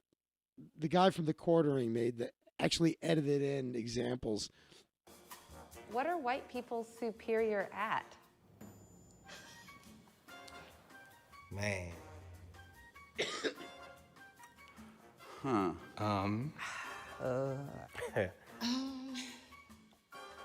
God. What are white people superior at? Jesus Christ. I know what she's superior at. She fucking can eat a Buick in one bite. They just keep talking, mostly about their pets. White people love their dogs. Like, that's all you see. Cats, letting them get on your countertops while you're cooking. Yes. I get that you love your pet, but like you need to take it everywhere. Like I love your everywhere. titties. I guess, hey, emotional support animals, I guess. What exactly are white people superior at? Fuck, man, like making cereal. Casseroles. What kind of casserole? Tuna. It's always tuna. What do you mean? It's always. Good at maintaining employment, not being responsible for half the murders in the country. Tuna. Using mayonnaise in a lot of their recipes. Making bland food. Unseasoned chicken. How are you gonna start whole spice wars and don't even use seasoning on your food? I mean, come on. What exactly are white people superior at? Smelling funky. Santa Claus. Extreme water sports. Hear that? White people smell funky. Corn mazes. White people are great at having fun. That's a function of white supremacy. Because You hear that? We're great at having fun because it's a function of us, of our white supremacy. they just don't have as many stresses as we do. White people are very superior at their privilege and utilizing it. We do not. You're superior at fucking sucking a golf ball through a hose. Not have the privilege to do whatever and however we want to. What exactly are white people superior at? Not getting arrested. You know, I was driving down the street with a darn. Yeah, it's easy to be superior at not getting arrested when you don't commit most of the crimes.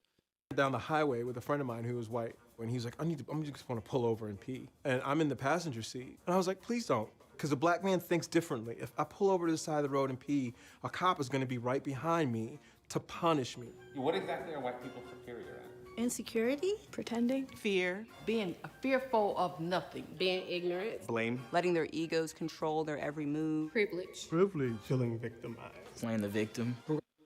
They're saying white people are good at being victimized. This whole video is all one onslaught of victimhood. congratulating themselves over shit that they're incompetent at or that should have already been done. They're superior at being dicks. What exactly are white people superior at? Yeah, white people are dicks. This is way to judge people by the content of their character as opposed to the color of their skin. This is just a list of race. This is 100 racists in one video. This is amazing. Oppression, Gaslighting, Lack of empathy. intellectualizing oppression. did I say oppression? They're just creatively thinking of new ways of like always staying one step ahead of other people. We get rid of slave catchers, then let's just expand. How come there's so many world-class eating champions in this video? And the police force, like that stuff to me is wild. What exactly are white people superior at? Making us believe that we don't matter. Believing that they're superior. Feeling superior. Thinking they're superior. Thinking that So you really think that we think we're superior? Oof.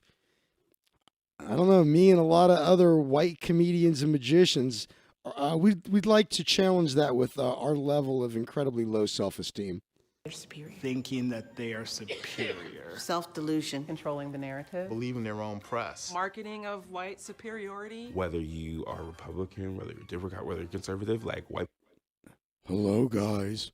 Hi, ladies. Hello, ladies. I'm just one of you. Oh, what are white superior? Whoa, well, I'll tell you what. What do you mean? I'm one of you, ladies. Hi, fellas. People are really good at upholding white supremacy. How about claiming that, they are actually a whole separate race, when actually white DNA comes from the black female? So what?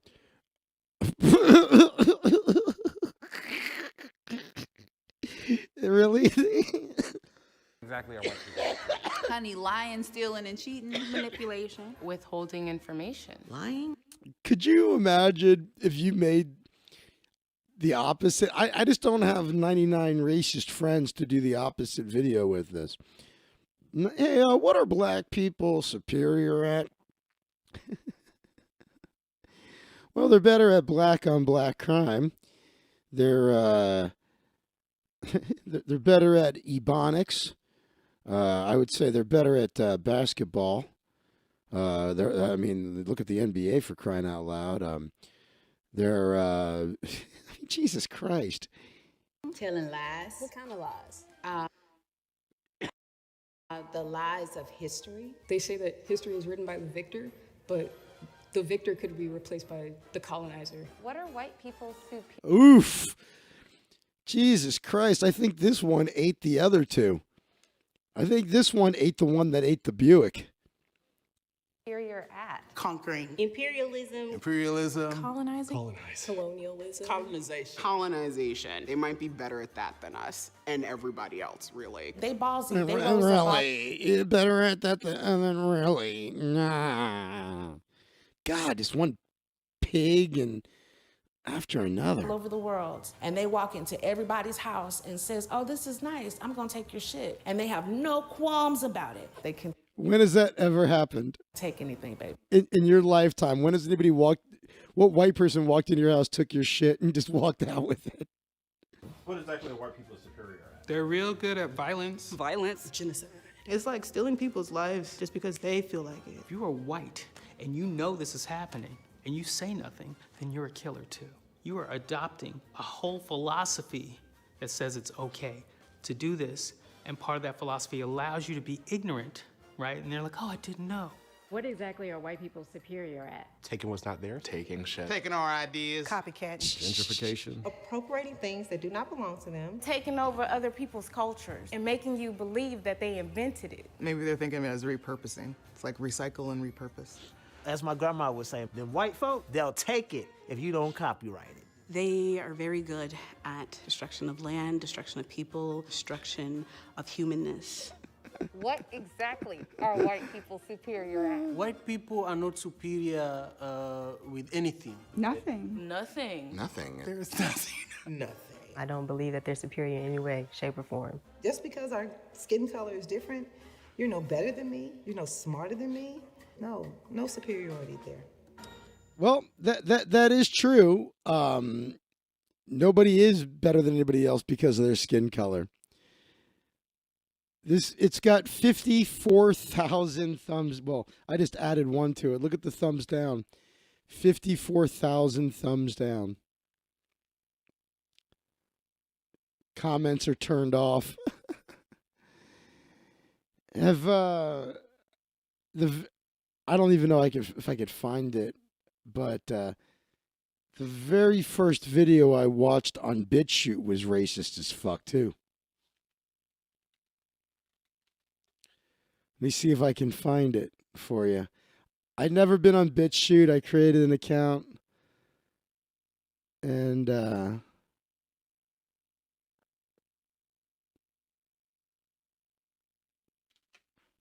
don't really know how to use it. It's pretty simple, but like I don't know, for instance, if there's a history option here.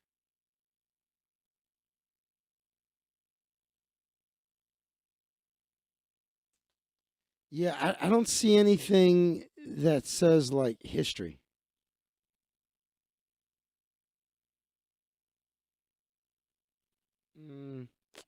So, fuck, I don't know what I watched. I wish I could, let me try to think if I can do a search that would maybe, if I can remember, like,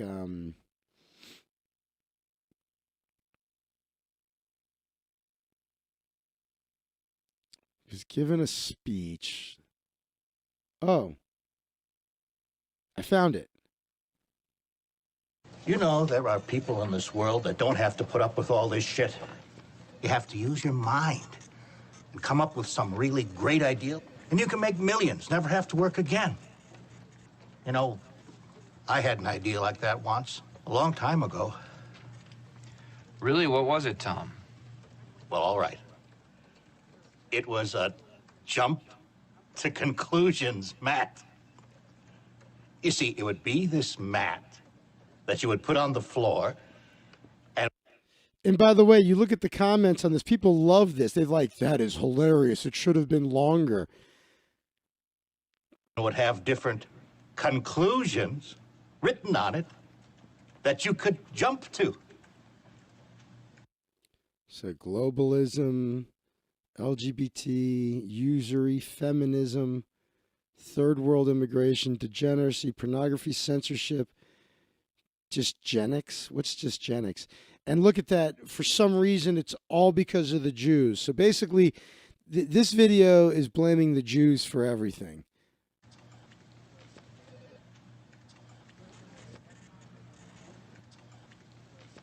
And what's pretty funny is the kind of Jews they're portraying are probably more conservative than they are.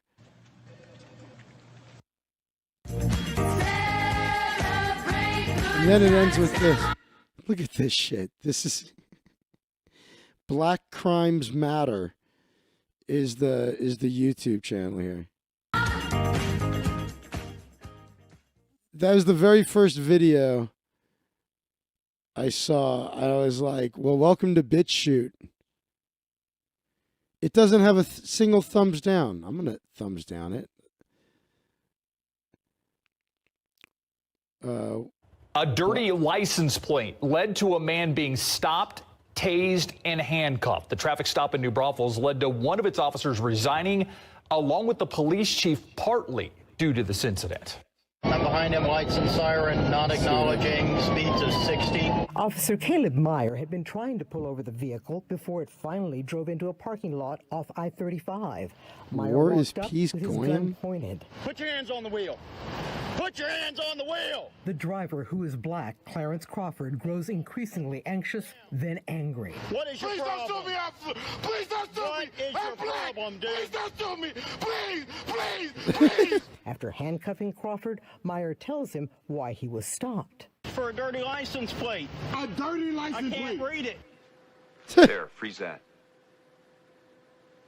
Can you clear that up any? All right, lock on and enlarge the Z-axis. All right. So there you go. That's a little. Welcome to the world of BitChute.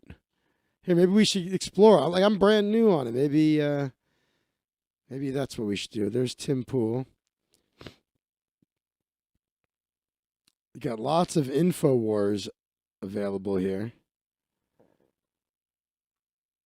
Let's see here.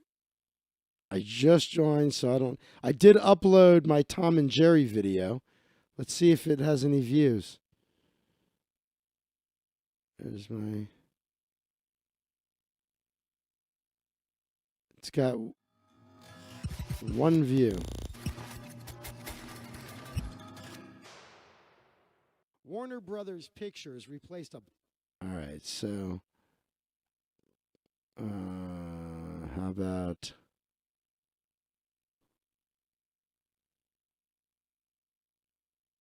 Let's check BitChute News and Politics. This is going to be right-wing as fuck. Right-wing YouTube. Those are the ones I'm subscribed to. Oh, here, let's see what's trending.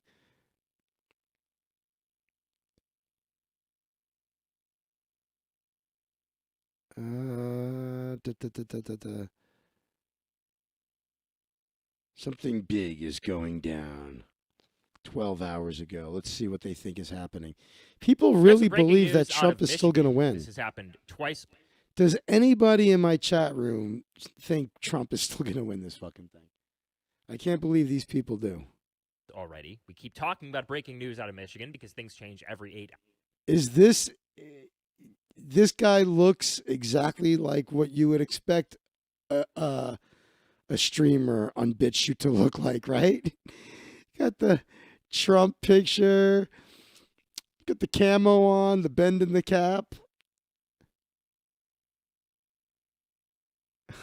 This is fucking great. Hours, it seems. We are definitely on right-wing YouTube. A couple of days ago, we went over this on stream. We went over the Washington Post article that initially reported that the GOP board members voted against the certification of the election results. Jesus Christ, he talks like Ben Shapiro.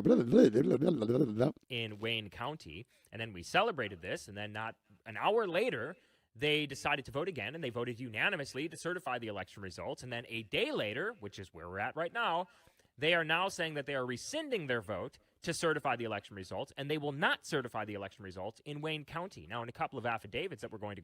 Oh, my God. These guys, there's so many people like this putting so much energy into this. I agree with all of you. There's no way in hell is Trump winning this election, but it's just amazing how many of these guys are out there going, okay, so this is what happened, and then this could happen, and then that could happen, and this, we could, there could be a wormhole, and there could be a wrinkle in time, and we could go through the wardrobe into Narnia, and up could be down, and left could be inside out, and black holes could be your mom, and in that case, Trump wins, and that proves fraud, and you're like, what the fuck?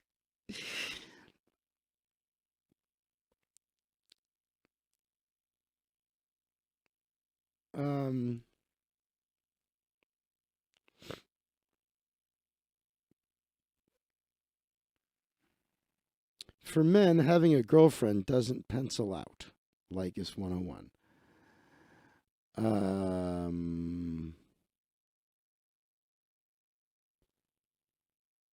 Mitt Romney.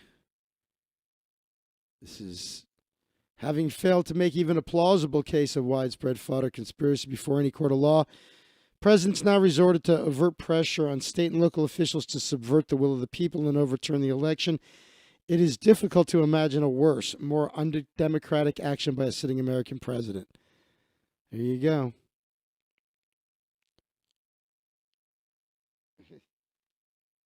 And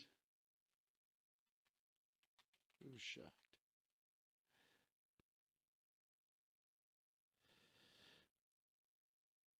All right. Tucker Carlson, Judy Tenuta. Trump's team caught on hot mic discussing Giuliani's hair dye dripping down his face. All right, if I want to hear them talk about that. Comeback would be insane. So many people writing. Oh, people would lose their fucking minds. I agree, Dub Style. The entire country would burn. People would lose their fucking minds. I'm all for it. I think I'm with you, Jordan. I think it'd be great. It would be, the excitement would be awesome. I might need to get more ammo than I have, but I think it could be potentially great. Let's see if this is the one with the hot mic. We know you've got your hands full at home. You don't know anything about me. You don't know anything about your kid's a fucking idiot. You should fucking seal that box up and mail them to Paraguay. Because your kid's a fucking moron. Look at that. I don't even want to see your kid's stupid face. Ugh. What, did you adopt him from Malaysia? Were you adopted from Malaysia? Where's your white husband that paid for everything? Fuck you. I hate you. Go away. The code WALTAP20. Blah, blah, blah. Judge overseeing the election. This is old Chicago days. Will you be asking that in Georgia, the two Senate races, to have the U.S. District Court judges and federal... Where's the hot mic, though? I can't say what's going to be done about... In Montgomery County, we have sort of a Operation... I'm sorry, in what county? County, Pennsylvania. Yes. Oh, my God, he's such a troll.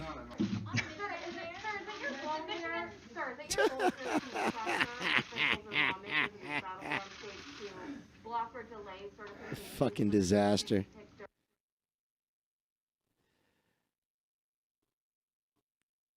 Hey, you fuck. It's just insane the rioting would have been... Oh, stop it playing. It's just insane the rioting would have been 99% fueled by the media and seeped through mainstream influencers. It wouldn't affect me. I live on the Barrier Island. On the Barrier Island, I wouldn't want to be in Santa Monica and be white. Well, Santa Monica is mostly white, so I'd be all right.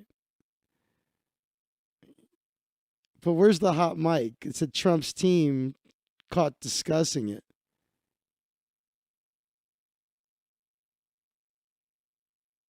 Whatever. I hate these fucking videos that follow you. Whatever. This whole fucking website's pissing me off.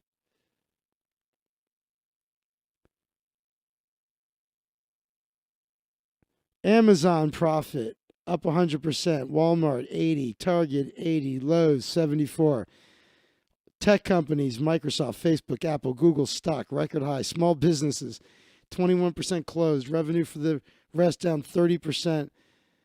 They go extinct in the lockdown without help. Yep. It's They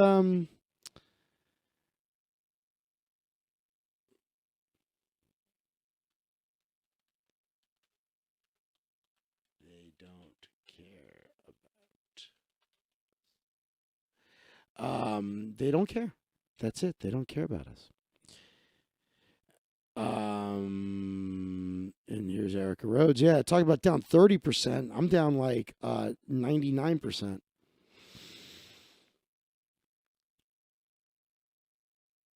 Physics, APS. Here, Look at this. The physical review journals will now give authors the opportunity to list their pronouns when publishing with us. We believe in a respectful, inclusive, and equitable environment that ensures everyone the opportunity to be successful. And this is in physics. The religion is taking over science. All right.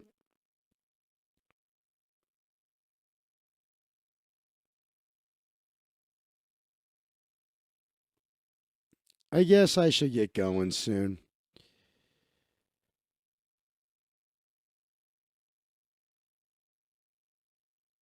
Kind of feels like we're living in an upside down type world. It has. The world's been weird for the last 4 years, and this last year is just the cherry on top.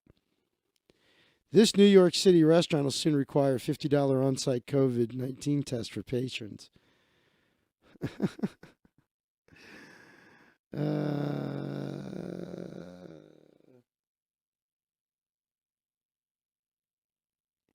Wee. Whenever I don't know what to say, I just type in like "we."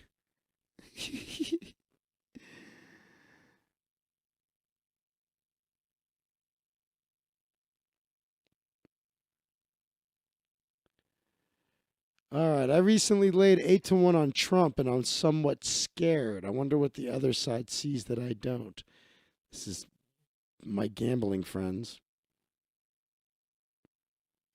Czech president says Trump should quit after election loss and not be embarrassing. Everybody's goofing on him.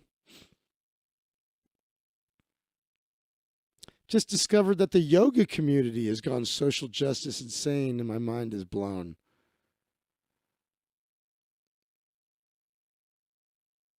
Everything's going, it's a fucking nightmare. Everything's going woke. It's just so crazy. All right, I got a gig tomorrow in Orange County. My monthly gig at the alcohol and drug rehab place I perform at. And your boy just dipped below 300 pounds for the first time since early high school. Excited to keep going. Devastated to relay once again that it really is all about what you eat. I should reply, stop body shaming. LA County reported, this is 16 minutes ago, more than 5,000 new COVID-19 infections Thursday.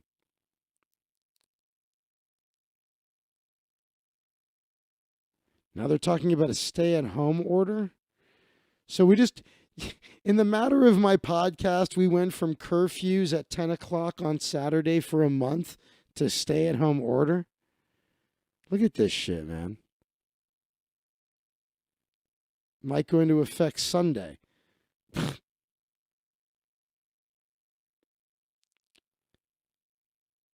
that mean I can't go to the beach? 'Cause fuck off. Let's see what it means. Outdoor services limited to 50%. Oh, there'll still be outdoor. Oh, that's like what we have already. I don't know, man. Gives a fuck at this point. Who cares? 5K ain't bad for LA County. Party up, guys. Yeah, right. Whole Truman Show deal. Yeah, shit. I think maybe like we're all just avatars for different gods playing video games, or one god with multiple controllers. I don't know what the deal.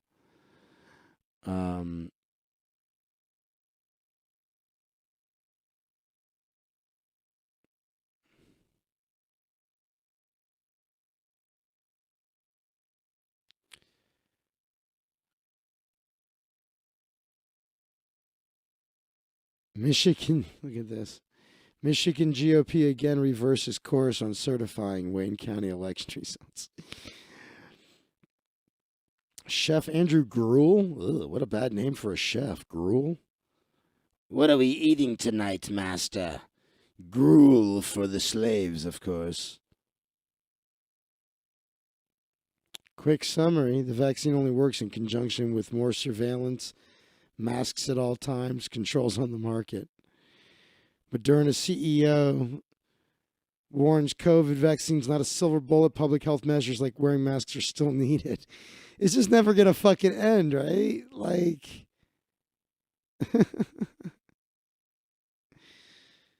Do we want to hear what this fucking guy You says? have some countries that have done the next. All right, go It's ahead. not a silver bullet. It is What not. we need is we need surveillance to be stronger. The virus is not a werewolf. A silver bullet won't do it. We need public health measures because you have no other way at the beginning. This is your best weapon and you need to use it well. And I think when you look around the world, you have some countries that have done an excellent job, including, of course, China, controlling the virus. And you have some countries where it's totally out of control. And when you still go today, in some places and you see people, going to crowded places with no mask or eating inside restaurants with no mask, I don't understand it. It makes no sense to me. It's like you're going to get infected. The only question is when. Did you see what happened with Elon Musk? I did. And I talked about that. I guess you weren't here. I was talking about Elon took 4 tests and 2 came back positive and 2 came back negative. And so when I got sick, I went and got a corona test. And they gave me a rapid test that I got the results after like 15 minutes. And it came back negative. And she said, this isn't all that accurate. So we're going to give you another test and you'll get those results in a couple of days and it's much more accurate. So, but I got my results today and they're negative. But, so apparently according to the 2 tests I took, they were both negative. But I don't know, man. Yeah, we got rid of Trump, but fuck. Does anybody think that things are about to get better? I'm going to stick with what I've been saying. Well, I was sick, Jordan. That's the only reason I took it is I was sick. I don't know when the last time you saw me on here. But yeah, I was sick Sunday, Monday, Tuesday. And then I felt a lot better yesterday. And that's why I was MIA there. Anybody see my Tom and Jerry video, by the way? Forgot to ask you fuckers. If you haven't seen it, I uploaded a new video, a new scripted video about the new Tom and Jerry. No, I know you're not judging me for taking the test. I'm just saying I took it because I was sick. I wouldn't have taken it either is my point. The only reason I took it is because I got sick. I was hoping I was positive because I'm like, if this is coronavirus, then it's just like having a cold. Man, I lost another subscriber? How am I losing subscribers? I had 524 while I was sick, and then since I've been back, I've lost 4. Biden's wiping out $10K off my student loan. It's about to get way better for me. Well, they should just fucking wipe all that student loan shit out. They should do a lot of things. They should listen to Peter Schiff. That's what they should do. I've got 49 views on my Tom and Jerry one. Cool. What'd you guys think? I thought it was all right. It wasn't one of my favorites. I'm really proud of Ellen DeGenderless. That seems to be getting a lot of laughs from people. All right, this is what I'm going to do. Got 7 people watching right now according to my stream deck,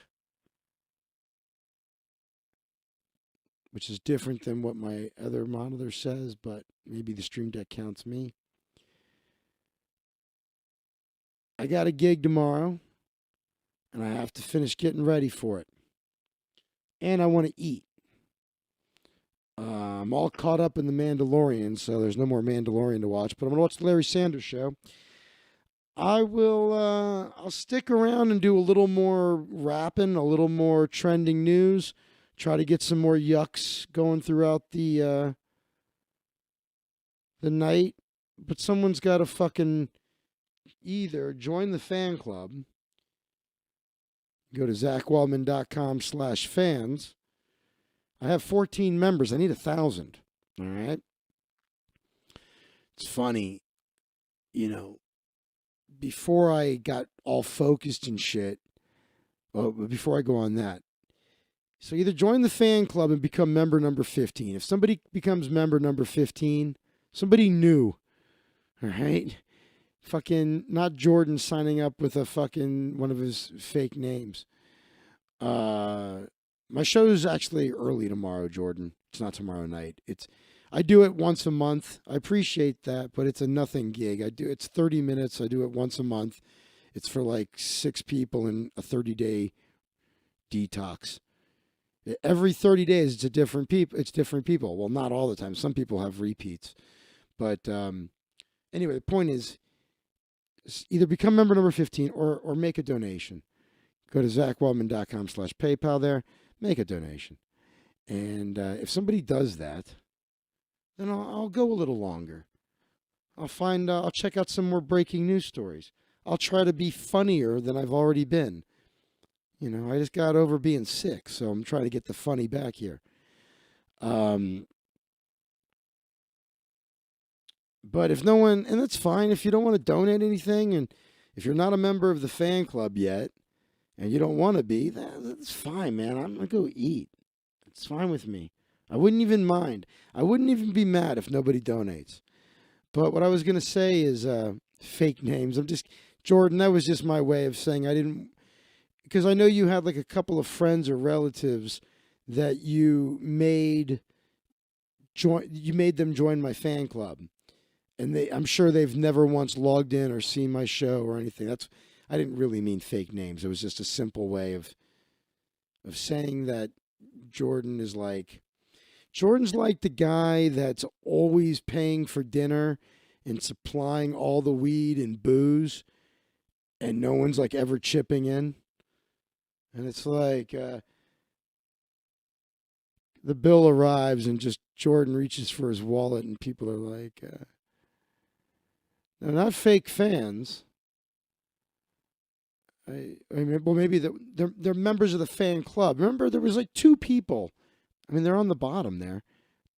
Jock Kintrell and Jennifer Kintrell. Isn't that like your cousin and his wife or something? Yeah, he thinks your relatives are you on alt accounts. Exactly. That's what I'm trying to say, Dub Style. Thank you. Thanks for summing that up. Point is, I told you guys how I used to get distracted by business opportunities. And with the way work is being, fuck, one of you cocksuckers just donated. Well, thank you, man, for the donation. That means I got to go longer. All right. This is, and it was Jordan, of course. As always, fucking Jordan. Thank you very much, Jordan. I really appreciate it. I'm only sort of complaining. Let me play Jordan. Jordan gets an extra play here of.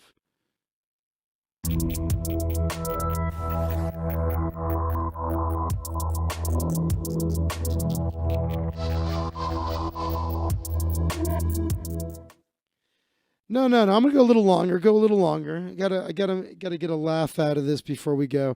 I gotta leave on a high note. I gotta leave on a laugh. But what I started to say is, I would get distracted by all of these. I don't need to prepare for it, dude. I could do it right now. I could literally do what I got to do tomorrow. I could walk in there with a deck of cards and nothing else. But anyway, I started to say I would get distracted by business opportunities, and I do love affiliate marketing. If any of you are thinking like, maybe I'd like to start a business. Maybe you have a job and you maybe want to start something on the side. It's borderline volunteer work, Dub Style. It's a very, very low paying gig, but it's every month, and I've been there for over a year. And like I said, it's a 30-day drug and alcohol detox center. So it's like anywhere from like, I don't know, 6 to a dozen people. It's a 30-minute thing.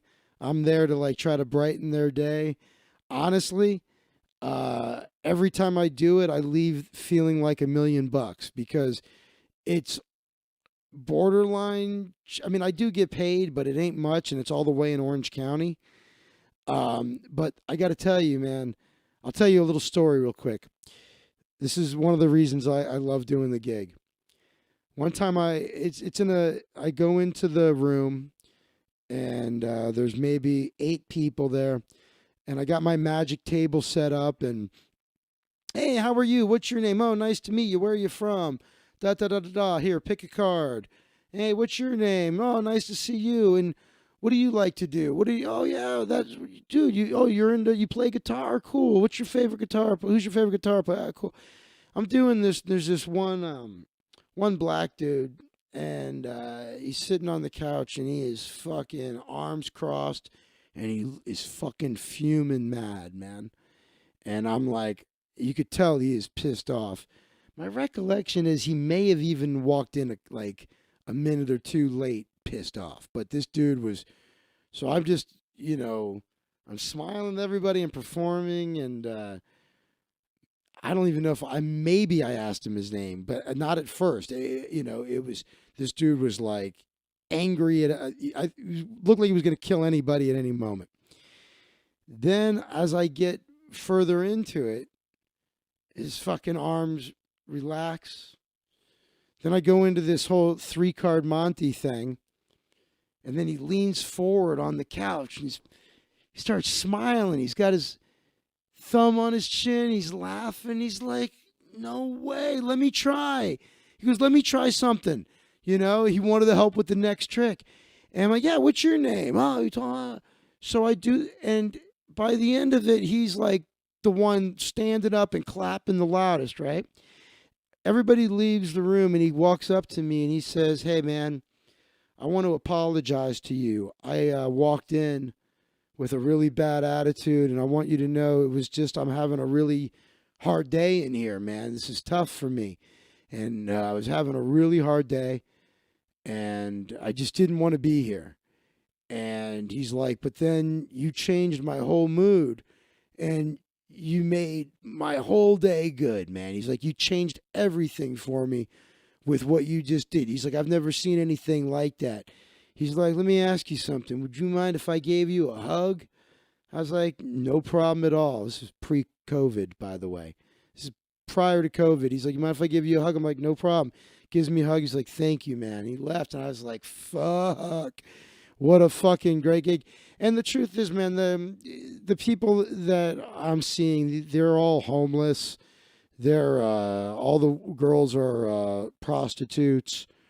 Some of them die, some of them don't make, you know what I mean? It's pretty fucked up. So I just recently added a second drug and alcohol rehab, but it's where they go after this one. This is the one tomorrow is detox. It's 30 days. The other one, they can be at varying lengths of time. It's more like a halfway house situation. Anyway, it's probably where I got sick, frankly. It's probably how I got a cold. But because I was totally fine, and that was like the last thing I did. And then I got sick. But I could see gay homeless guys going after you. There was nothing gay about this dude, man. This guy was a full-blown gang member. This is the last guy you would call gay. This motherfucker, a lot of these guys are gang members, and this dude was fucking last guy you'd want to fuck with. And it's not volunteer work because I get paid. It's just not anything close to what I normally get paid. And it makes me feel good every time I leave. I feel good. I brighten their day. That's what I'm there to do, is brighten their day and make shit, And they get observed by therapists and stuff while I'm performing. And sometimes, they do weird shit in the show and they get pulled out of the show or they get reprimanded later. All kinds of weird shit happens, but it's cool. Anyway, going back to what I was saying, though, affiliate marketing, a little tip for you. maybe not funny, but I'm trying to end on a high note here. But since you made that beautiful donation, thank you, Jordan, again for that. Here's a little something of value to give to the group. If you're looking for if you want a business opportunity, if you want to start a business that costs zero, affiliate marketing is the way to go. Do not confuse affiliate marketing with multi-level marketing. They're two entirely different things. Most of you people know that what affiliate marketing is you just get a commission when someone buys a product through your link. So like if you want to support me, you could go to zachwaldman.com/Amazon. And there's the link right there. If you click on that link and you buy something from Amazon, anything at all, I earn a commission from Amazon. All right. But there's a million affiliate programs out there you can join. Amazon, I guess, is probably the biggest. And so like you could do, tech reviews, and in-depth reviews or even instructions. Maybe you have something that's not brand new. You're like, but you know what? I know how to use this Stream Deck better than anybody. So you do like an in-depth tutorial or something for it. And you go, hey, if you want to support me, I have my Amazon link below, and they click on they buy a Stream Deck through your Amazon link because of your review or your tutorial or whatever, and you get a commission. So with all of this downturn shit, I thought about it. I'm like, maybe I should go back to affiliate marketing because it was pretty cool, man. I liked it. But then I realized I can just do affiliate marketing this way just by telling you guys, just go to zachwaldman.com/Amazon. This is different, different kind of deal. Trying to build an audience like this. But all right, let's find something. Let's end on a laugh. Let's find something. Well, Lizzie wanted to talk about this. I don't know if I can make this funny or not, but let's give it a shot. Is consciousness an illusion? Well, I don't know, but beauty is if it's late enough at night and you've had enough to drink. I told you I'm going to try.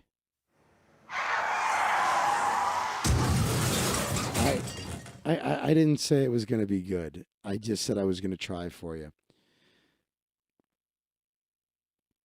For 50 years, the philosopher Daniel Dennett has been engaged in a grand project of disenchantment of the human world, using science to free us from what he deems illusions. See, that's the same thing the manufacturers of the real doll are doing. They're trying to use science to create the perfect fuck doll, so we stop falling for the illusion of love or of a woman that likes to fuck. Illusions that are difficult to dislodge because they are so natural.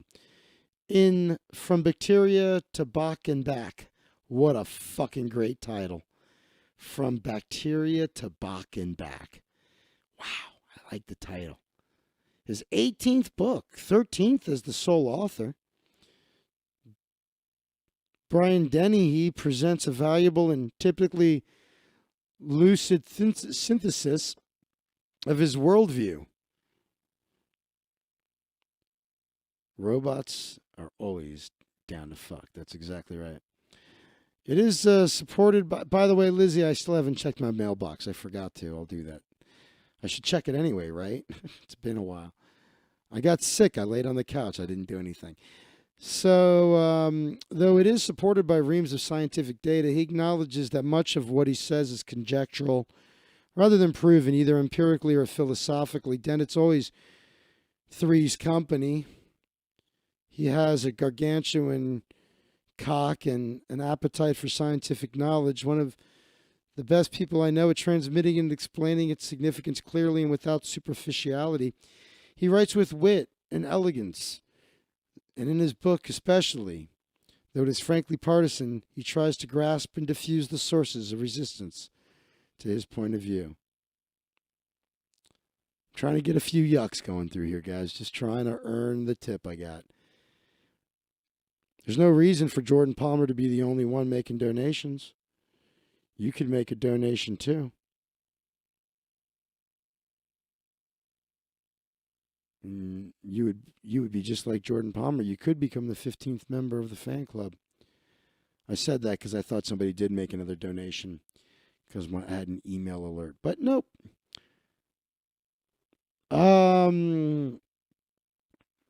Maybe Lizzie was right. Maybe I can make comedy out of this.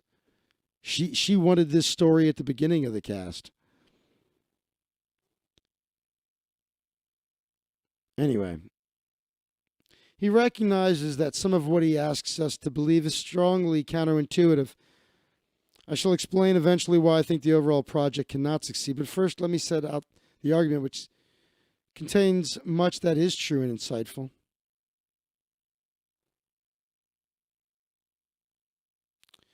Book has a historical structure. Okay, blah, diddy, blah, diddy, blah. Okay. The task is drawn by the philosopher Wilfrid Sellars. Wilfrid Brimley lives in a cellar between the manifest image and the scientific image. Two ways of seeing the world we live in. According to the manifest image, Brian Denny, he writes, the world is full of other people, plants and animals, furniture and houses and cars, and colors and rainbows and sunsets, and voices and haircuts and home runs. I think home runs is one word. And dollars and problems and opportunities and mistakes and grammatical and spelling mistakes, among many other such things. These are the myriad things that are easy for us to recognize, point to, love or hate, and in many cases manipulate or even create. It's the world according to us. Makes me want to rewatch The World According to Garp. I haven't seen that in a long time. According to the scientific image, on the other hand, the world is populated with molecules, atoms, electrons, gravity, quarks, and who knows what else. Dark energy, strings, brains. Okay. This, according to Brian, likes to eat at Denny, is the world as it is in itself, not just for us.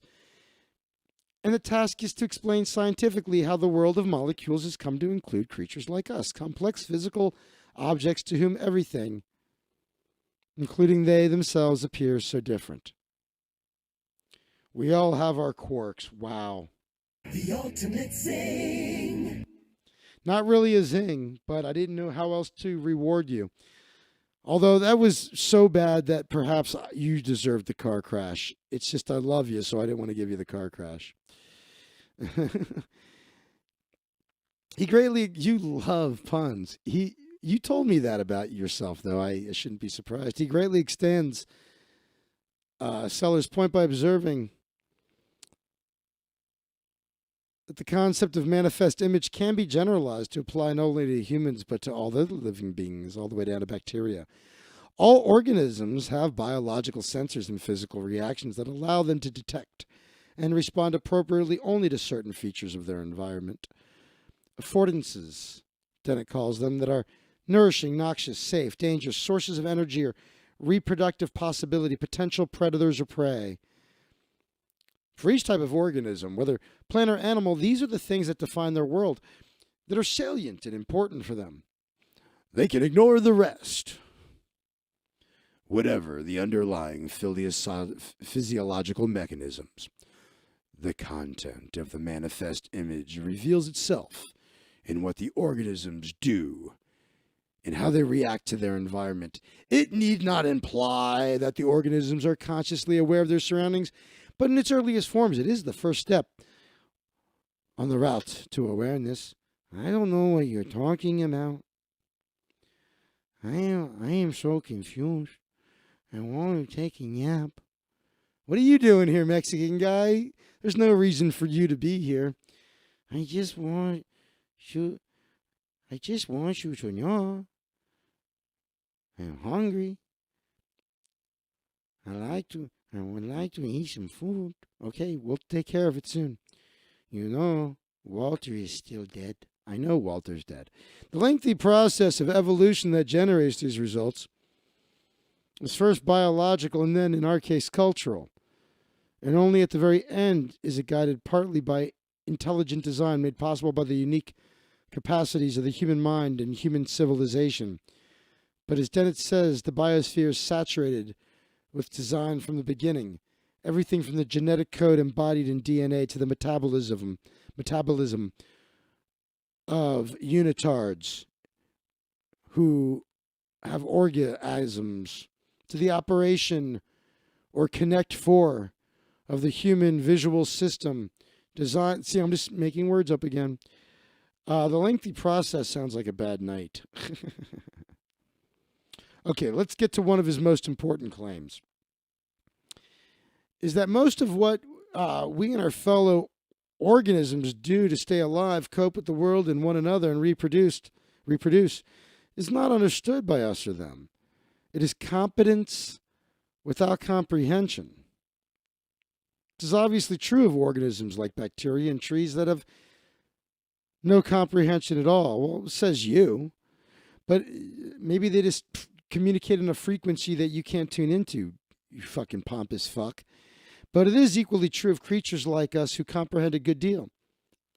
Most of what we do and what our bodies do, digest a meal, move certain muscles to grasp a doorknob, or convert the impact of sound waves on our eardrums into meaningful sentences, is done for reasons that are not our reasons. Rather, they are what Dennett calls free-floating reasons. That's exactly right. But this is what happens when you meditate. You realize that everything, even the idea of yourself, is just an appearance in consciousness. Anyway, grounded in the pressures of natural selection that cause these behaviors and processes to become part of our repertoire. There are reasons why these patterns have emerged and survived, but we don't know those reasons. We don't have to know them to display competencies that allow us to fuck. Nor do we have to understand the mechanisms that underlie those competencies. And it's an illuminating metaphor. Dennett asserts that the manifest image that depicts the world in which we live our everyday lives is composed of a set of user illusions. Man, that was probably the best Guns N' Roses album, right? Use Your Illusion 1 and 2. Like the ingenious Hoosiers, like the ingenious user illusion of click and drag icons, little tan folders into which files may be dropped, and the rest of the ever more familiar items on your computer's desktop. What is actually going on behind the desktop is mind-numbingly complicated, but users don't need to know about it. So intelligent interface designers have simplified the affordances, making them particularly salient for human eyes, and adding sound effects to help direct attention. Nothing compact and salient inside the computer corresponds to that little tan file folder on the desktop screen. He says that the manifest image of each species is a user illusion, brilliantly designed by evolution to fit the needs of its users. In spite of the word illusion, he doesn't wish simply to deny the reality of these things that compose the manifest image. The things we see and hear and interact with are not mere fictions, but different versions of what actually exists, real patterns.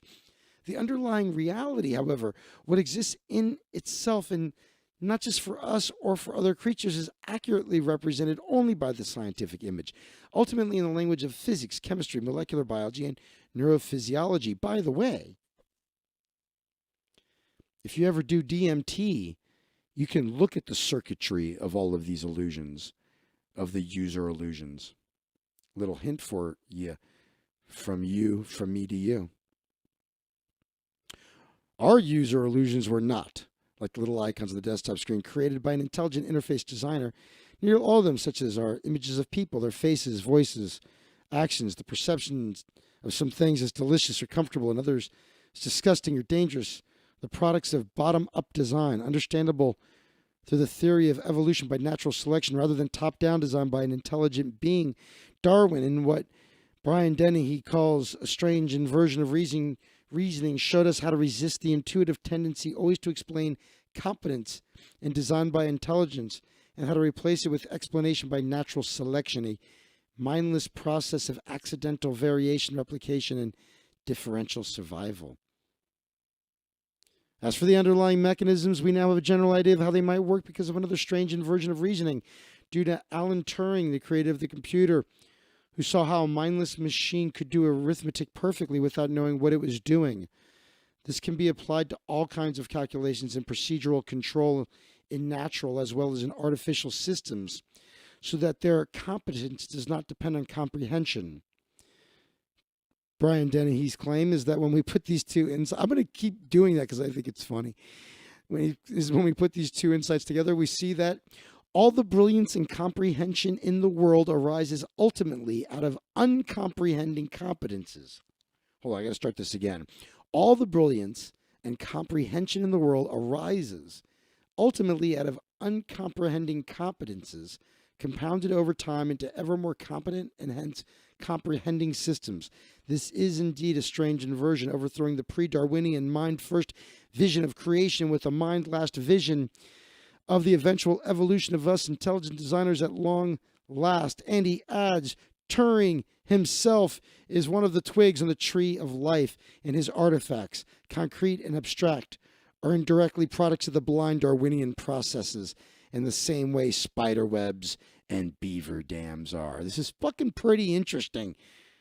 Is anybody else interested? I think this is pretty fucking...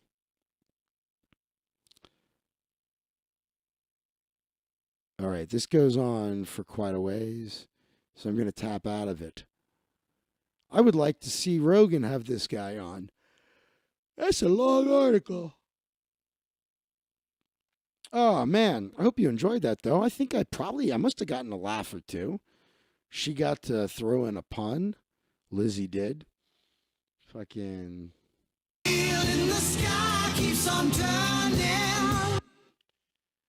So, if you wanted, I should have, yeah, I'm on this. If you wanted if anybody wanted the link to that, I could give it to you. Here. It's,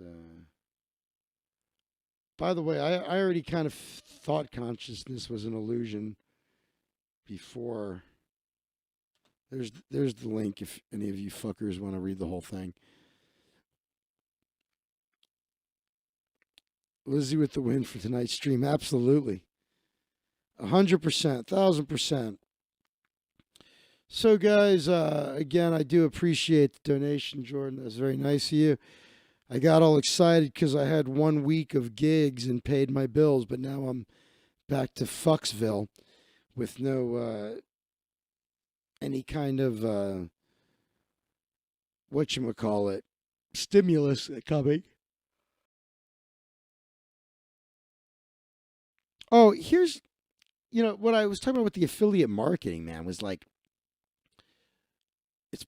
I would probably have an easier time making money doing just straight affiliate marketing, like the way it's done traditionally, than trying to build, like, I'll give you an example.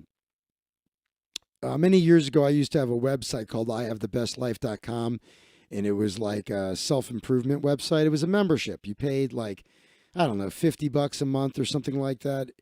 And I had a bunch of e-courses that I created. I did one-on-one coaching with people, helped them with their marketing, anxiety, depression, budgeting, financial shit. All the stuff that I became an expert in because I was such a fuck up in it that I became an expert in it, right? And so I charged a lot more for that than I do for my fan club. Like I said, it was like, I don't know, $50, $60 a month, whatever it was. And I don't know, I probably had more members at some point than I do now. That's what's funny, right? This is cheaper but so it's a different thing because it's pretty easy to target people that need help with anxiety, right? So if you say it's like, okay, I'm an expert in dealing with anxiety and depression.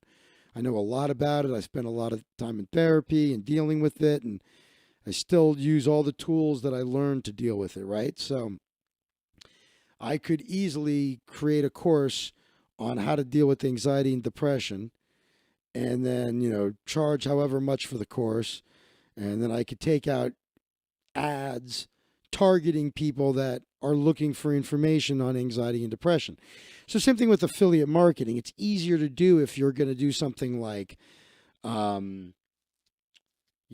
say, let's talk like your marketing products. Like, so for instance, if I was going to market some piece of software that helped you make videos quickly for your business, right? Like, so you're like, maybe your idea for a business is I want to go to real estate companies and offer a service where I make videos for them and I sell, and then you buy this piece of software that allows you to do that through my affiliate link.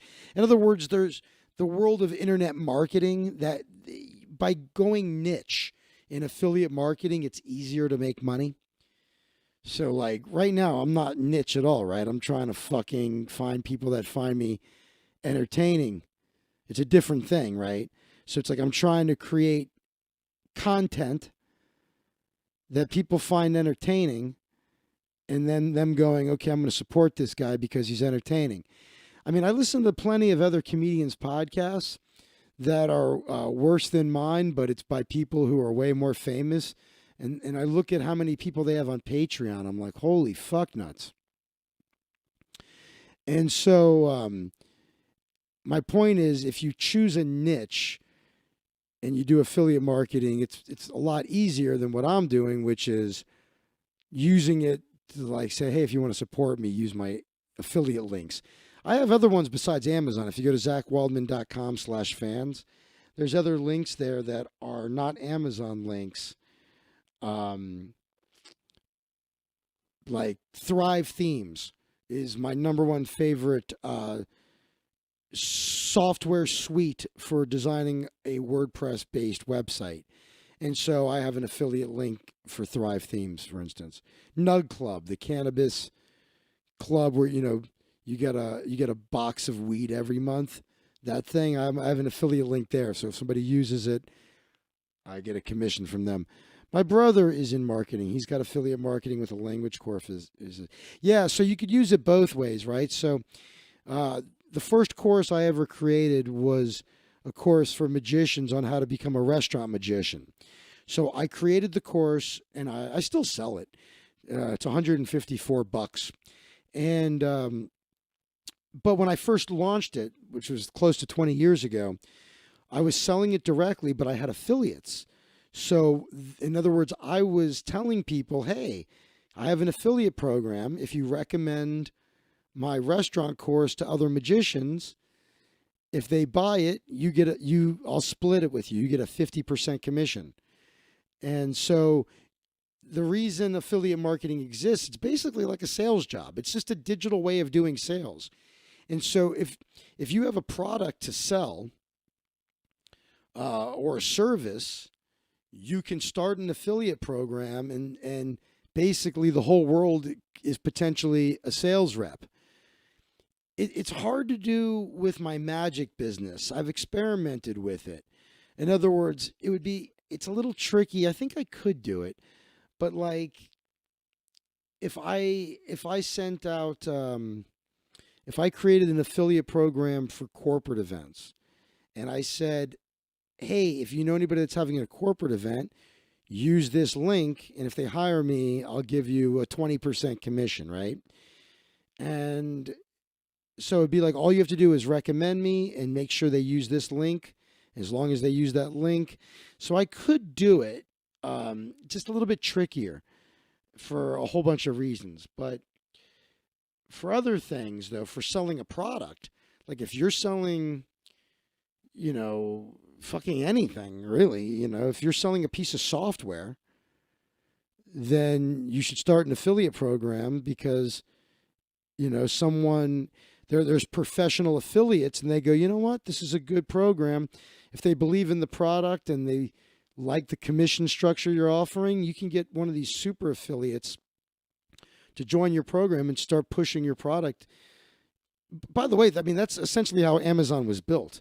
All of Amazon.com was essentially, it became this huge online retailer, this e-store, through affiliate marketing.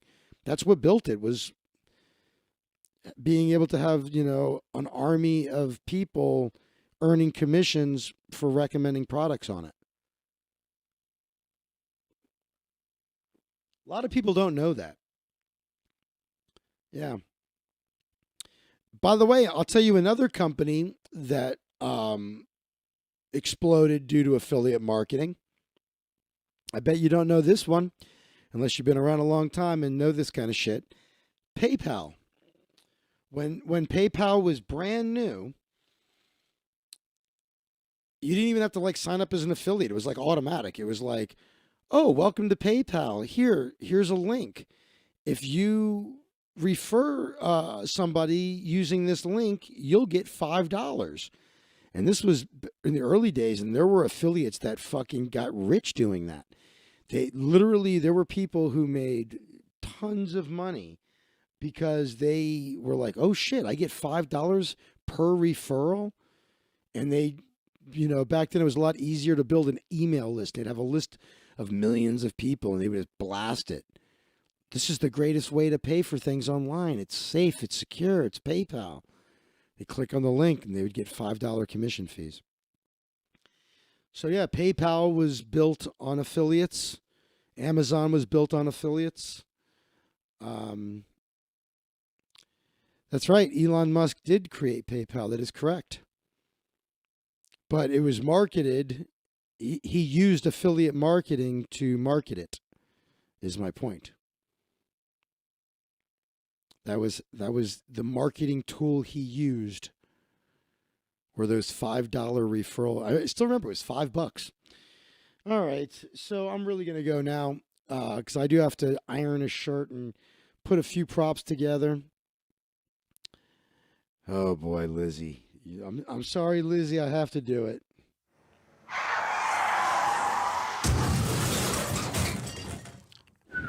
It's real bad. You almost got through the show, a star, but.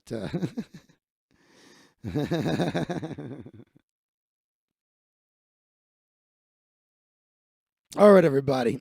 I do appreciate all of you. Thank you so much. Tomorrow's Friday. I will get in touch with Juan and do a Juan cast tomorrow. Get back on track with that. And yes, you're still a star, my love. And I want to thank you, Jordan, for the donation.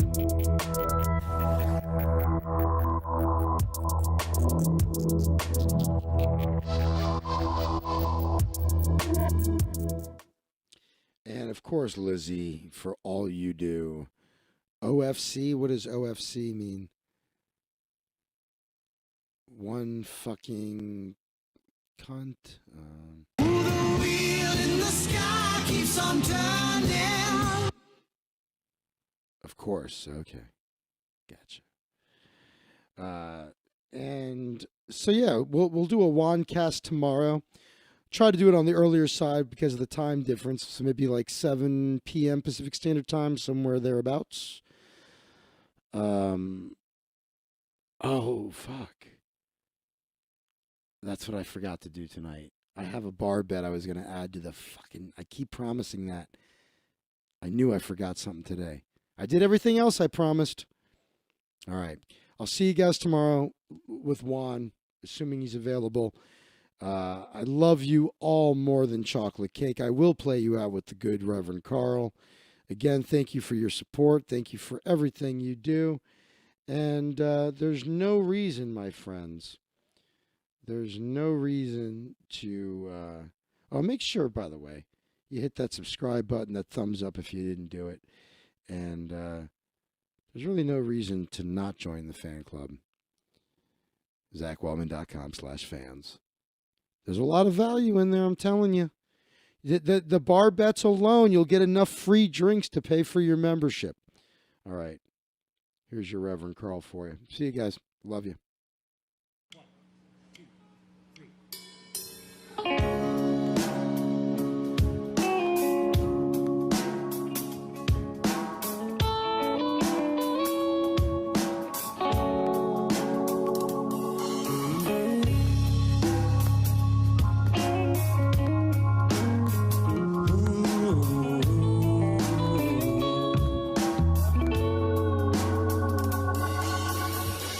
2 a.m., 14 below, it's closed. My work is done, but I'm feeling low, and I wanna play the night away, the night away. I can't stand to be alone. I gotta bring over some people to fill up my empty home. Yes, I do. Yes, I do now. I'm having a party, having a party, having a party. I'm having a party, people. And a party, people. Well, well, well. Put out the word to the chosen few. I got the SMC, my friends. Bring your choice of brews, your choice of brews. The balls is on and the mood is set. The candles burn as the turntables turn by the TV set. Yes, they do. Yes, they do now. Having a party, having a party, having a party, having a party, people, having a party, people, and everybody's getting down now. Party people, having a party, having a party, having a party, people, the party people. Well, well, the monster man is feeling smooth. While in the mirror he's busting moves till he finds his groove, till he finds his groove. A Johnny Poet is feeling numb. He's gonna drink until the sunlight comes out to play. He's always running away. Where are your shoes today now? Having a party, having a party, having a party, we having a party, people. Party people, and everybody's getting down now. Party people, having a party, having a party, we having a party people, and a party people.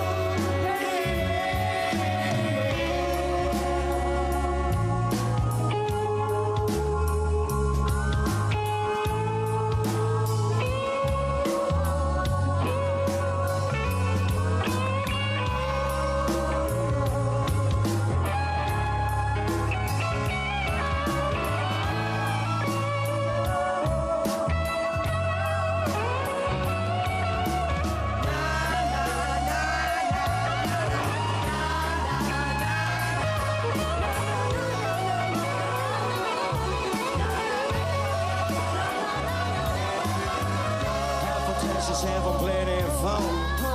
He's been drinking them 21s like they're going out of style.